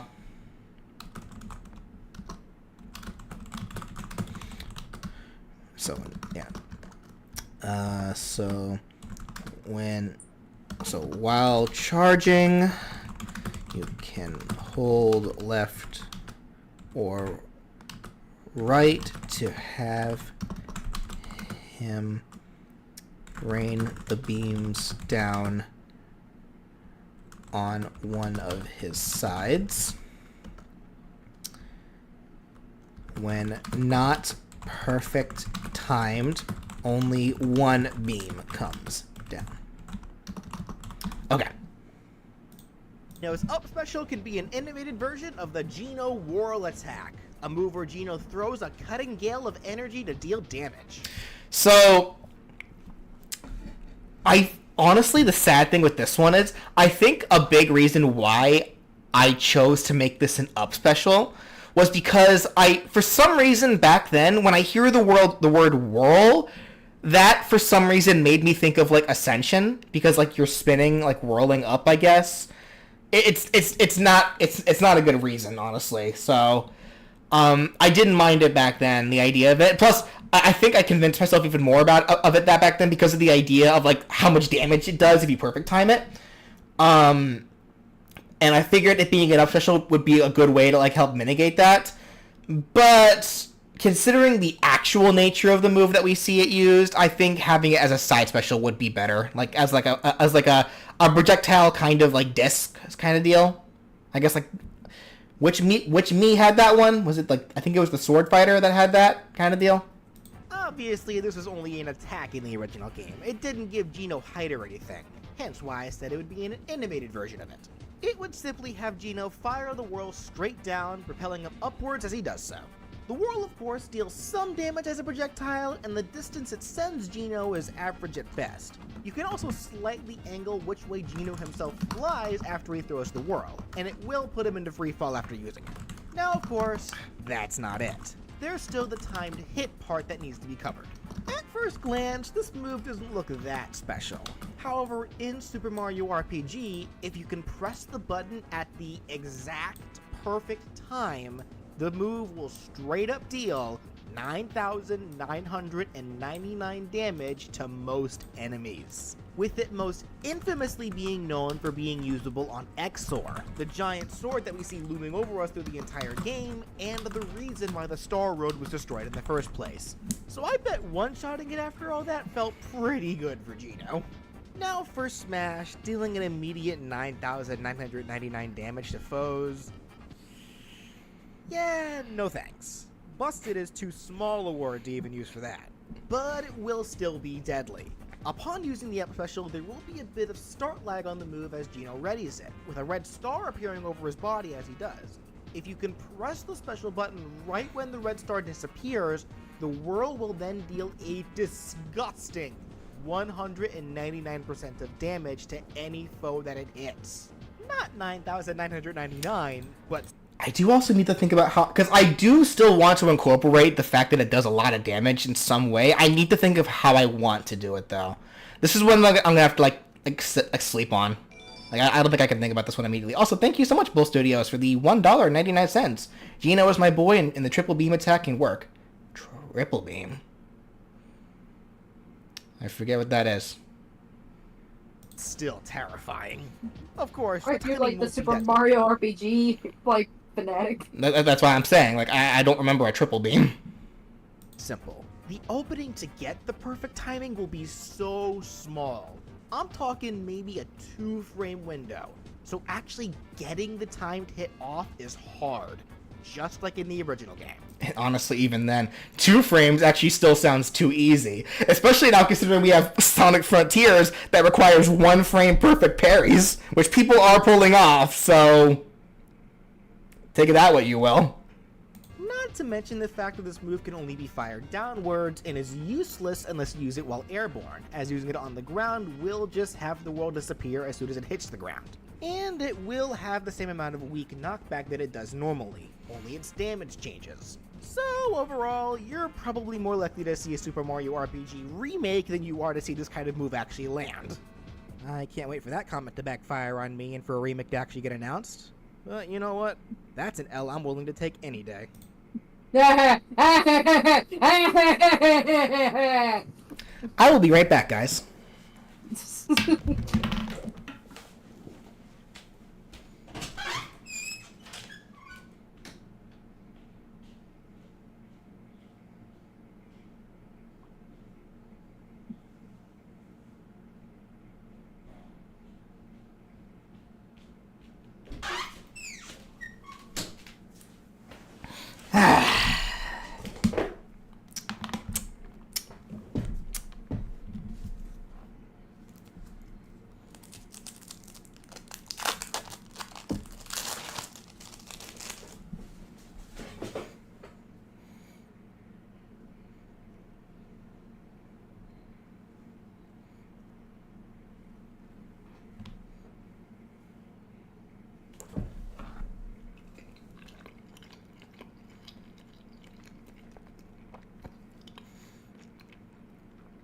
I will choke on that L forever.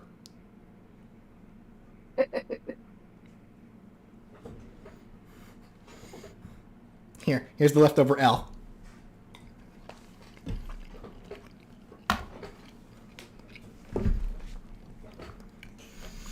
Moving on. And for Geno's down special, he could use the Geno Boost, a buffing spell that in the original game gives the chosen recipient an attack boost, and if timed perfectly, a defense boost on top of that. For Smash, I'll need to innovate this a little bit to avoid it being too broken. So for this one, interesting. So I don't know why I sat here thinking that the word whirl sounded more like a rising thing when the word boost was right there. Because boost sounds way more like something that actually sends you up than whirl does. So I'm thinking what I want to do for the Geno boost, because the original point of the special was that it was it's to buff you up. It's a temporary buff kind of spell or whatever.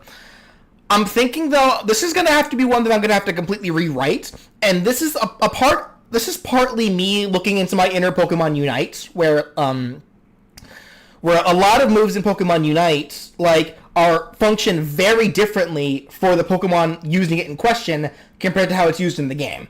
So I'm thinking here, let's just turn the Geno boost into an actual kind of boost, where maybe he rises with it while we see the arrows. Activated, Geno will spend 2 seconds gathering power with some rising.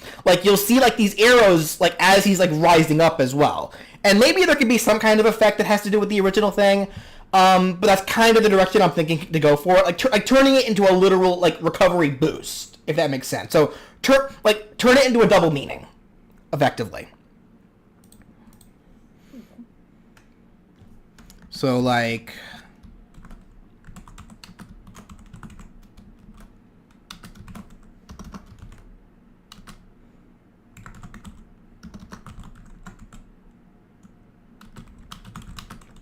Again, something for me to kind of think more on of later, but that's kind of that's the direction that I'm going with this. So yeah, so turn the whirl into side, turn the boost into up, and turn the blast into down. Which really, I feel like I don't know why past me didn't think of that originally, because yeah, boost literally goes sideways. Like, oh no, I'm sorry. Whirl literally goes sideways. I'm crossing my wires here. Boost literally shows arrows going up, and blast literally has lights raining down. So that just makes the most sense to me. Now anyway, clearly it didn't make sense to me with past BJ. So Arrows appearing over his body to signify. we can just skip the rest of this explanation because I'm gonna completely change it regardless. Body. And of course, you'll know when you're back to normal when that red aura disappears. Generally, the effects of the boosts last for about 15 seconds at a time. You can't use the Geno boost while you're already under its effects, and will only be able to use it again 10 seconds after its last use wears off.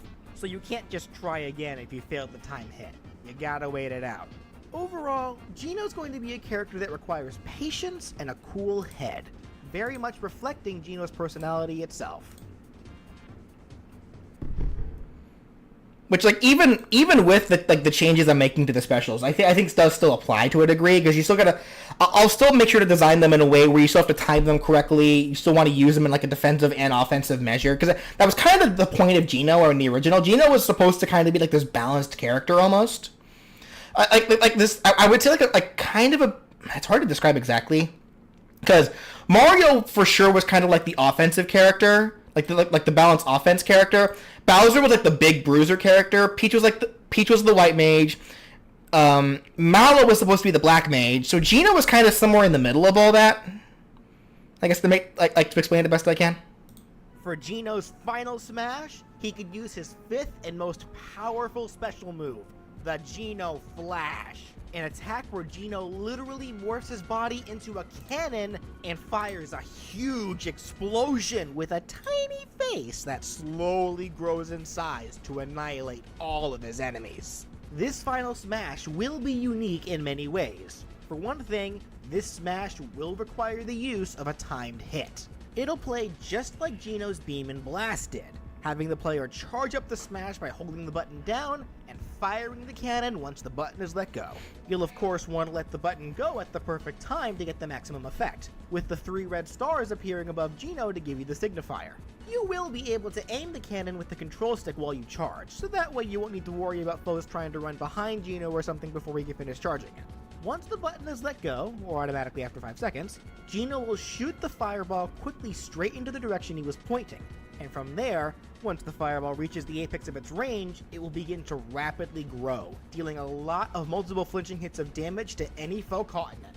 And the smash will end with the ball exploding, dealing large damage and knockback to any poor sucker too close, and dealing extra damage to those initially stuck in it.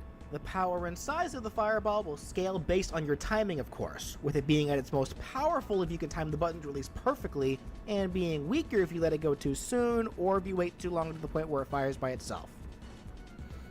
Yeah, Final Smash is fine.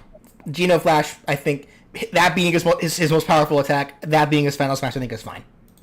Yeah, I'm seeing some people say, like, regardless of what the remake introduces, this needs to stay his Final Smash. Yeah. For colors, Geno's default of course shows him in his usual attire with the blue cape, but for the next 6 alts, they can all be in reference to the star pieces, not counting the light blue one that you got for beating Mac at the beginning of the game, but we can just pretend that the default costume makes reference to that and move on. So here's the green alt based on the star piece received from beating the crazy Bow Mech Boyer, here's orange based on the star piece received after defeating the bomb happy Punchinello, a purple alt based on the piece that's found on top of Star Hill, but this color could also make reference to the colors Geno takes on in game whenever he gets poisoned. Here's a dark blue outfit based on the star piece received from the pirate Johnny Jones, which then must be recovered after it's taken from Yardy DeVitch. A red alt based on the piece received after thrashing the Power Rangers inspired Axum Rangers. Crusty And here's a PNGs. yellow alt based on the final star piece received after beating Smithy himself. And as for that 8th and final alt, it can make Geno's whole body a shade of gold, in reference to the statues that were made for each hero after they saved Nimbus Land from the greedy Valentina. Geno's stage intro can simply start with the normal doll on the ground before the spirit comes down and possesses it, readying for the fight. a clear reference to when the same events happen in the story. For Taunts, Geno's first can have him lift up his hat and pull out a jar of honey syrup, which then disappears as sparkles begin to envelop over Geno's body, in reference to when you have Geno use items during battle. The honey syrup specifically was the one that restored flower points, which was effectively the game's form of magic. So this taunt is just pretending that Geno is restoring his magic. His second can have the spirit quickly leave the doll, leaving it limp for a bit as it just circles around it, then quickly re-enters the doll to reanimate it. And the final taunt can have Geno randomly turn into a scarecrow and just dance around for a second before transforming back. This makes reference to a hilarious status effect from Mario RPG, in which your party members can be turned into scarecrows, leaving the afflicted member unable to use their normal attacks until the ailment wears off. And finally, for victory animations, Geno's first can be his own victory pose after winning battles in his game, where he faces the screen, crosses his arms, and nods. Nice and simple. The second can have a random star piece circling around Geno before it flies up above his head, leading Geno to reach up and grab it, then just stand there and pose while holding the star piece up. This makes reference to whenever you obtained each star piece in the game. Normally Mario was the one doing this, but since Geno needs more poses, and he does have a closer connection to the star pieces than Mario, I feel it appropriate to let Geno reference this for one of his victory animations. And the final victory animation will reference the end of the game after you beat Smithy, showing Geno just spinning in place enveloped in light, that is until the spirit leaves the doll, shrinking it back down to normal size, and leaving it there as the spirit ascends back to the heavens, ending the animation with only the lifeless puppet on screen. It was sad to see Geno leave at the end of the game, but, you know, he completed his mission, just as I've completed mine, as that does it for What If Geno Was in Smash. Okay, aesthetics were all okay. So it really was just the specials that I wanted to look at. Like, yeah, that one forward throw that I wanted to change, a little fix of the forward air, but it really was the specials that I felt like I did Geno dirty on. Everything else I thought was fine. Cool. Okay. Yeah, so once again, like I said before, once the remake comes out, I'll have another look to see. I'm obviously going to play the remake as soon as I can. And then, yeah, like if the remake introduces anything that I like, then I'll apply it to the moveset if need be. But until then, let's go ahead and move on to the final moveset of this stream. I know we already passed our 2-hour mark, but I already promised marks, so I'm giving you guys marks.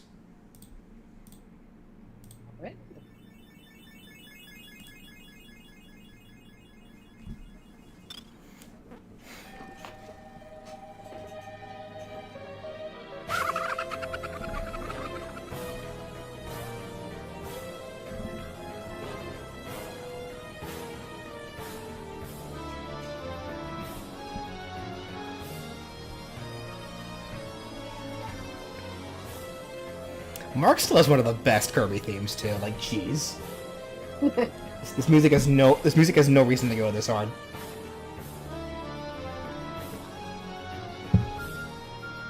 One of the most iconic monsters to face against Kirby. So iconic, in fact, that he even landed a spot as a boss in Smash Ultimate. Let's see, that's 49 seconds in. You will not believe how many people to this day still try to tell me on this video, you know Marx is a boss in Smash Bros, right? When all they needed to do was watch 49 seconds in to see, yes, I do know that. Please, people, just watch the video before commenting on it. That's all us YouTube content creators are asking you to do. It'll make your lives so much easier. Marx. This armless jester wants nothing more than to cause mischief and chaos, and the lengths that he went through to achieve that were quite literally astronomical.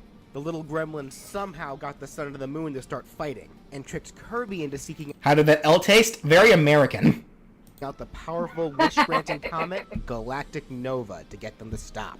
Only for Marx to then snipe the wish for himself, wanting to have complete control of the planet Popstar so that he can cause all the mischief his wicked heart desired. But Kirby, of course, was able to stop him. Twice. And put an end to his schemes. Nowadays, Marx seems to be willing to help Kirby out on his adventures. Well, so long as he's kept fed anyways. Marx, when coming to Smash, would be such a freaky character, as there really doesn't seem to be much limitations as to what he's able to do.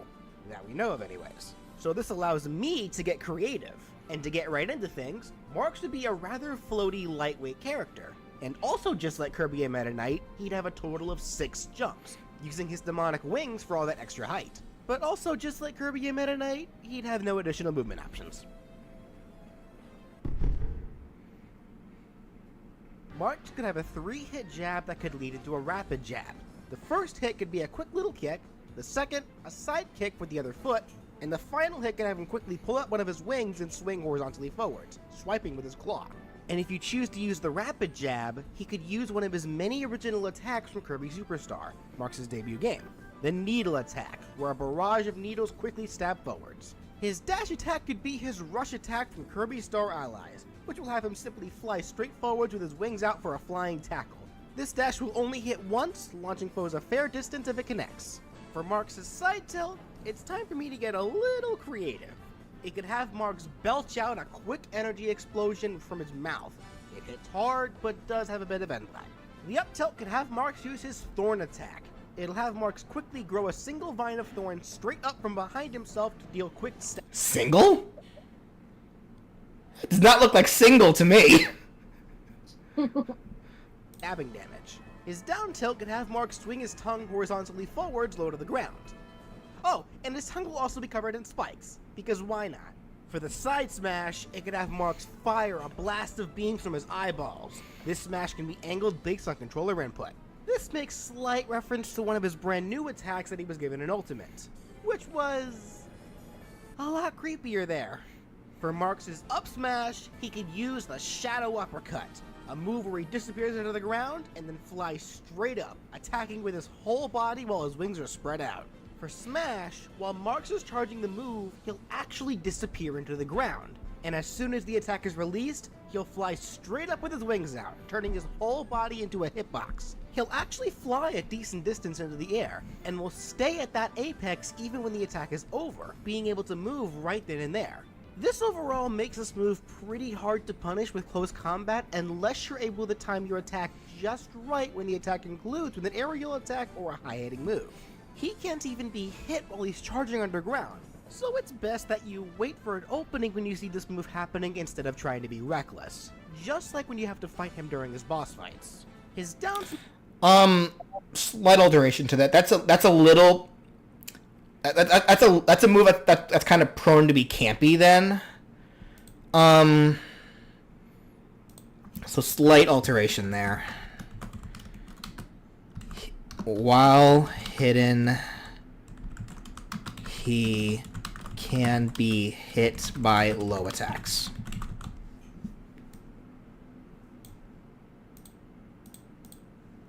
Smash can have him use the Spit Drop, an attack where Marx spits an icy bomb out of his mouth straight down, which then spreads out into 2 horizontal ice balls in opposite directions when it hits the ground. It'll pretty much do this for Smash, moving Marx's hitbox upwards when he uses it and sending 2 ice ball projectiles horizontally towards both sides for a decent distance. This Smash would also have the capability to freeze opponents who are at high damage percents, which will increase how far they're launched. Marx's neutral air could have him use his air cutters, an attack where he summons 4 crescent-shaped blades to attack. For Smash, he'll summon the 4 gales and they'll quickly spin around his whole body multiple times. It'll be a move that deals multiple flinching hits of damage before launching foes with the final hit. I wonder if I needed to make this change. I wonder if it actually would have been fine if I just kept it how it was in the original game.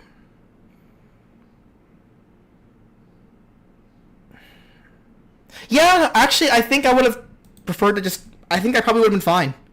Because even as a because neutral airs are kind of like this weird variety attack. Like some can hit all around you, but then there are some that only hit in certain directions.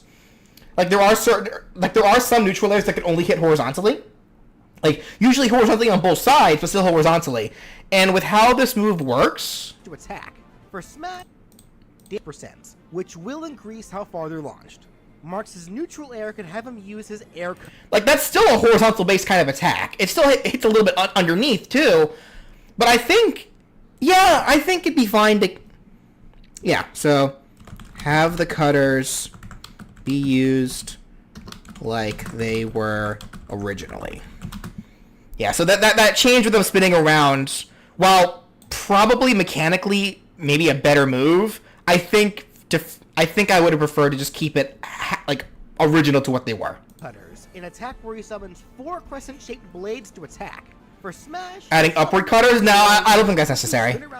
So long as they at least hit decently around Marx. They wouldn't be able to hit above him, but they're hitting to his side and then a little bit below him as well. I think that's enough. The final hit.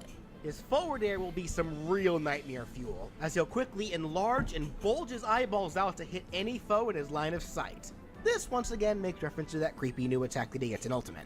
The back air could also make reference to another new attack that he got in Ultimate, where he replaced his wings with vein-like tentacles. It could have him quickly grow these veins from one of his sides and eerily wiggle them towards the back to deal multiple flinching hits of damage before launching foes with the final hit. His up air could have Marx morph the two tips of his hat into impaling spikes that stab straight upwards, and his down air could have him use his Marx Flip Ultima from Star Allies, a move where Marx dives straight down to deal damage to anyone in his path. Now, in Star Allies, this move actually had Marx dive into the ground and would automatically use the Shadow Uppercut right afterwards. So to make reference to this down air could have a very unique feature to it. For Smash, normally this move will just have Marx stop at the ground, but if you're able to perfectly time a press of the up smash command right before Marx hits the ground when using the down air, he'll actually cancel out of it straight into his up smash, effectively having Marx use his Flip Ultima straight into his Shadow Uppercut, just like he does in Star Ally. This combo move is kind of overpowered. I don't necessarily think so. Not so long as it's like balanced properly. The only thing about doing this is that you will not be able to charge up the up smash. This would be very spammable. I mean, people can probably spam it for sure, but like at the same time, if you spam it, I think it's also kind of predictable in that regard. Like most opponents, when fighting Marx, would know that they can would know after a few matches that he can do this, and would know to prepare for it. So I feel like it's also punishable if you're not careful. So thank you so much, Dark Meta Knight. Down air could also be his ball spit from Star Allies, like a reverse of Mega Man. The ball. Oh, you mean the thing that I made for his down smash? No, I think I prefer the Ultima myself. But thank you so much, Dark Meta Knight, for the donation. When you cancel the down air into it, he'll just automatically use it. This does mean that it could be conceivably spammed if your timing is impeccable by canceling the down air into the up smash, and then just use the down air again right after the up smash, since said up smash leaves Marx in the air after it's used. However, I should mention that both of these attacks can only attack vertically. I also just noticed this is not that big a deal, but it's kind of bothering me. I didn't properly center this clip. So it's like slightly like leaning to like the left a little bit. So there's more space on the right. I know it's not that big a deal, but like it bothers me and I hate it. And since the hitbox is just Marx's body, generally most characters with projectiles or disjointed hitboxes can easily punish Marx out of this if the Marx player does choose to spam it. Actually, yeah, that was another good point that Past Me just made there.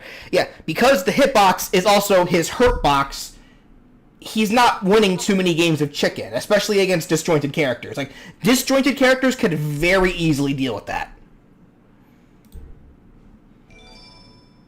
For Marx's grab, it could have him use the Prank Kick, a move from Star Allies where he turns enemies into balanced balls as he spins them under his feet. For Smash, it could have Marx grab, quote-unquote, with a type of kick, and force his grabbed foe under his body as he bounces on top of them. He would pummel by spinning them even faster to rack up damage. The forward throw would have him just kick the foe forwards, just like he does for his Prank Kick in Star Allies. The back throw could have him roundhouse kick the foe towards the back.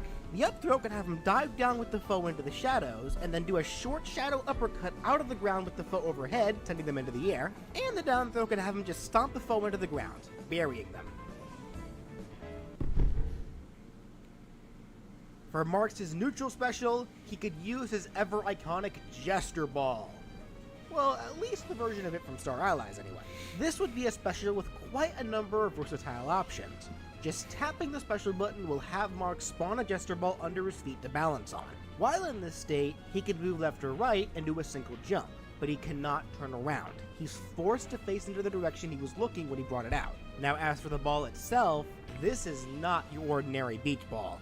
It's actually a bomb. If you tap the special button again while balancing on the ball, Marx will just kick it forwards as a projectile. Being a ball, it'll ricochet for a bit off of the ground, walls, or ceiling, and after about a second and a half, will explode into a small amount of fireworks. The ball, however, will automatically explode if it makes contact with anything that isn't the stage, whether that be an item, projectile, or another player. Not Marx, though. He won't be affected by his own bombs unless it's reflected, of course. Now, there are a few more options than just that. If you hold down the special button while balancing on the ball, Marx will ready for a kick, but won't actually kick the ball until the button is let go. And you will be able to angle the trajectory of where he kicks the ball based on controller input. If you're moving forwards and press the special button, Marx will kick the ball, but it'll fly a little farther and faster than normal thanks to the extra momentum. And finally, if you choose to press either up or down on the control stick along with the special button, Marx will just jump off his gesture ball and leave it there, where it'll explode after 3 seconds instead of just the 1.5 seconds. The ball cannot be moved from its spot when left there like this, and it will still automatically explode if anything but Marx touches it. This can allow the ball to be used for some scary stage control, but it could also turn it into a makeshift shield to use to intercept incoming attacks. Marx will only be able to have one gesture ball out at a time, and must wait for any current one to explode before he can pull out another one. For Marx's side special, he can use his devastating mouth beam.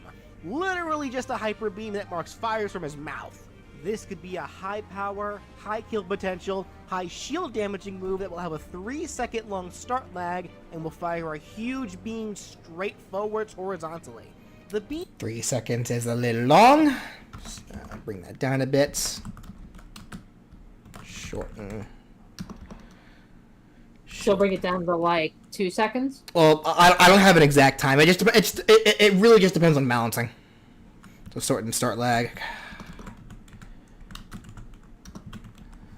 It really just depends on balancing.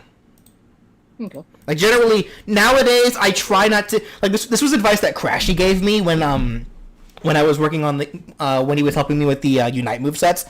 Don't give numbers because things need to get play tested. Things can be balanced. Things can be changed after the game comes out in balanced patches. So just give rough estimates, pretty much. Because for the most part, like the audience is smart enough to really have an idea to assume that these movesets are being made with balance in mind. I would say. Gotcha. He will deal a lot of multiple flinching hits of damage before launching foes with the final hit, and it travels about the distance of the battlefield stage's leftmost platform to rightmost platform, and you will be able to turn this attack around during its 3-second start lag. Now, of course, this attack does sound scary, but there are a good number of downsides. For one thing, on top of a 3-second, very easily punishable start lag, it also has an uncomfortable amount of end lag. For two, unlike what we see from this move during the boss fights where the beam lasts for like 3 seconds, for Smash, the beam will only last for a little more than 1 second, making it very easy to get around without too much worry. And finally, this move does have a nasty amount of kickback for Marx, meaning that he will be pushed back opposite of the direction he fired the beam. But this is more of a double-edged sword, as this could help with increasing the distance from foes just in case the beam misses, but it could also push Marx towards players behind him. And this kickback will not move Marx past foes, it'll just push him into foes, making for easier punishes for said foe. Marx also will not be forced off of the stage or platform he uses it on if used next to a ledge. He will just stop at said ledge. And unlike other high power moves like Ganondorf's Warlock Punch, the Mouth Beam will have absolutely no super armor on it whatsoever, meaning that it can be interrupted by pretty much anything, whether during the start lag or even during the firing. So overall, the Mouth Beam is definitely a high risk, high reward type of attack that should only be used sparingly. Now for Marx. Okay. I think just that short and start lag, I think, is enough. I think everything else is fine. Because, like, even with me explaining, like, you know, the kickback and whatnot, because I just thought of something else. Imagine, like, you use it off stage, and, like, you use it, like, towards someone trying to like, recover and shoot it at them, but then Marx himself is also kicked back toward the stage. So, it could also potentially be used for a bit of, like a bit of, like, edge guard stage recovery kind of deal. So... I think it's fine as is like that. His up special, it'll just have him teleport just like he does in his boss fights. Run of the mill, works pretty much just like Mewtwo and Palutena's. And it will put him into free fall, so you can't just abuse it like he likes to do in his own boss fights, unless you can pull off that ledge canceling teleport that advanced players like to do. I still need to learn how to do that. Anyways, finally, for his down special, it can have Marx use his split powers. Attacks that involves him splitting his body in half to bring out some devastating attacks. This will be an auto charge space special, where holding down the special button will charge it up, and letting it go will have him automatically let the attack loose. But unlike other auto charge specials, charging doesn't increase its power, but will instead outright change what kind of No, I never did learn how to ledge teleport. I never did learn how to. attacks he'll use. Simply tapping the down special command, or not charging it for very long at all, will have Marx use his Rain of Paintball attack, like we see him use during the fight with his soul in the Superstar Ultra True Arena. When his body splits, the two halves will turn into paint globs that will then shoot a lot of paintballs a fair distance into the air and then rain down a little bit around Marx. These paintballs only deal small flinching damage, but getting hit by them will coat the foes in paint, and will take extra damage from all attacks for as long as the paint remains to be stuck to them, just like with the Inklings. Marx will not be able to move until this attack concludes, which takes about 3 seconds, and it does have some end lag. On top of that, Marx is not invincible during this. He will have heavy armor so it can't be interrupted, but you can attack the paint globs to deal damage to Marx while he does this. But since there are paintballs flying everywhere around him, that might be a little hard to do unless you have long-range options. The paintballs do also count as projectiles, so they can be reflected, though reflecting them towards Marx might be a bit difficult unless you can reflect them from above. Now, if you can charge this move for at least 3 seconds, Marx will instead use another attack that he used during the fight with his soul, his Energy Ball attack, where the two halves of his body will turn into energy balls that will then fly outwards into both horizontal directions away from each other. Okay, so one immediate thing is, again, too long of a charge time there. But I think something else that I'm kind of thinking about here, I'm wondering, because I don't mind the down special being the split attack, but I'm thinking what I should probably do is actually remove the paintballs and the energy balls and just solely make this the black hole. I think I did make the black hole pretty strong, so I may have to dub it down a little bit, but let me see. These energy balls deal a decent amount of damage and knockback, travel a fair distance, and they will not disappear upon colliding with anything. In fact, these won't even count as projectiles, just moving hitboxes, and Marx will be completely invincible during this attack. The downside, however, is that the energy balls are easily shieldable, not dealing very much shield damage at all, and they do move kinda quickly, so dodging past them should be no problem either if you can see them coming.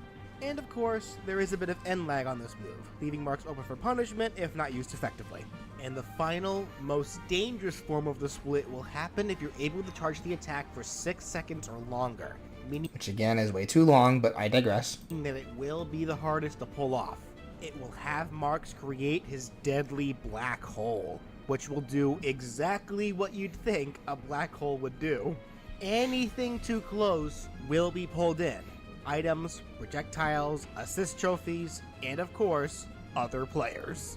Players pulled in will be dealt a large amount of damage before being spat out a fixed distance straight into the air, meaning that it is impossible for this attack to get a KO unless you can somehow use it right next to the ceiling blast zone. This will happen to assist trophies too, but items and projectiles will just disappear.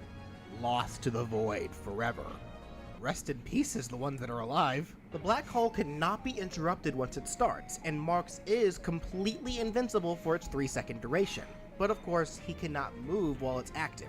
Now, like the others, this move will have an uncomfortable amount of end lag, in fact even more so than the others, but that's only if it fails to suck anything in.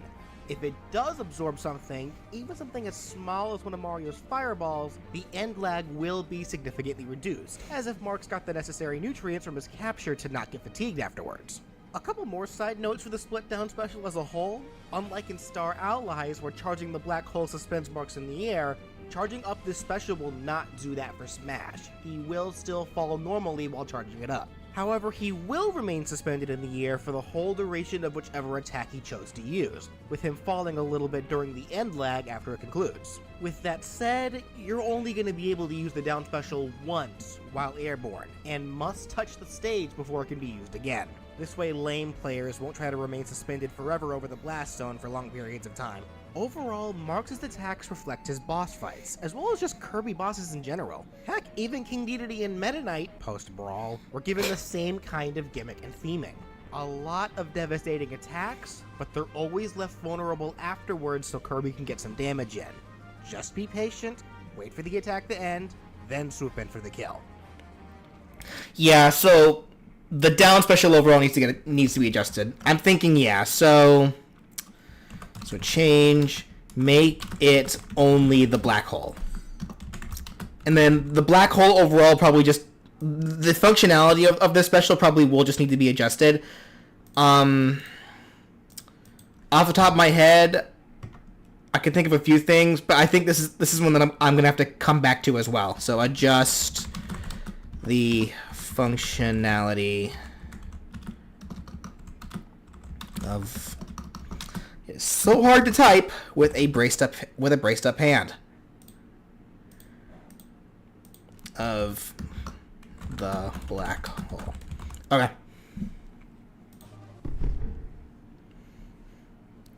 Marx could have a terrifying final smash that will even give the Majora's Mask Moon a run for its rupees.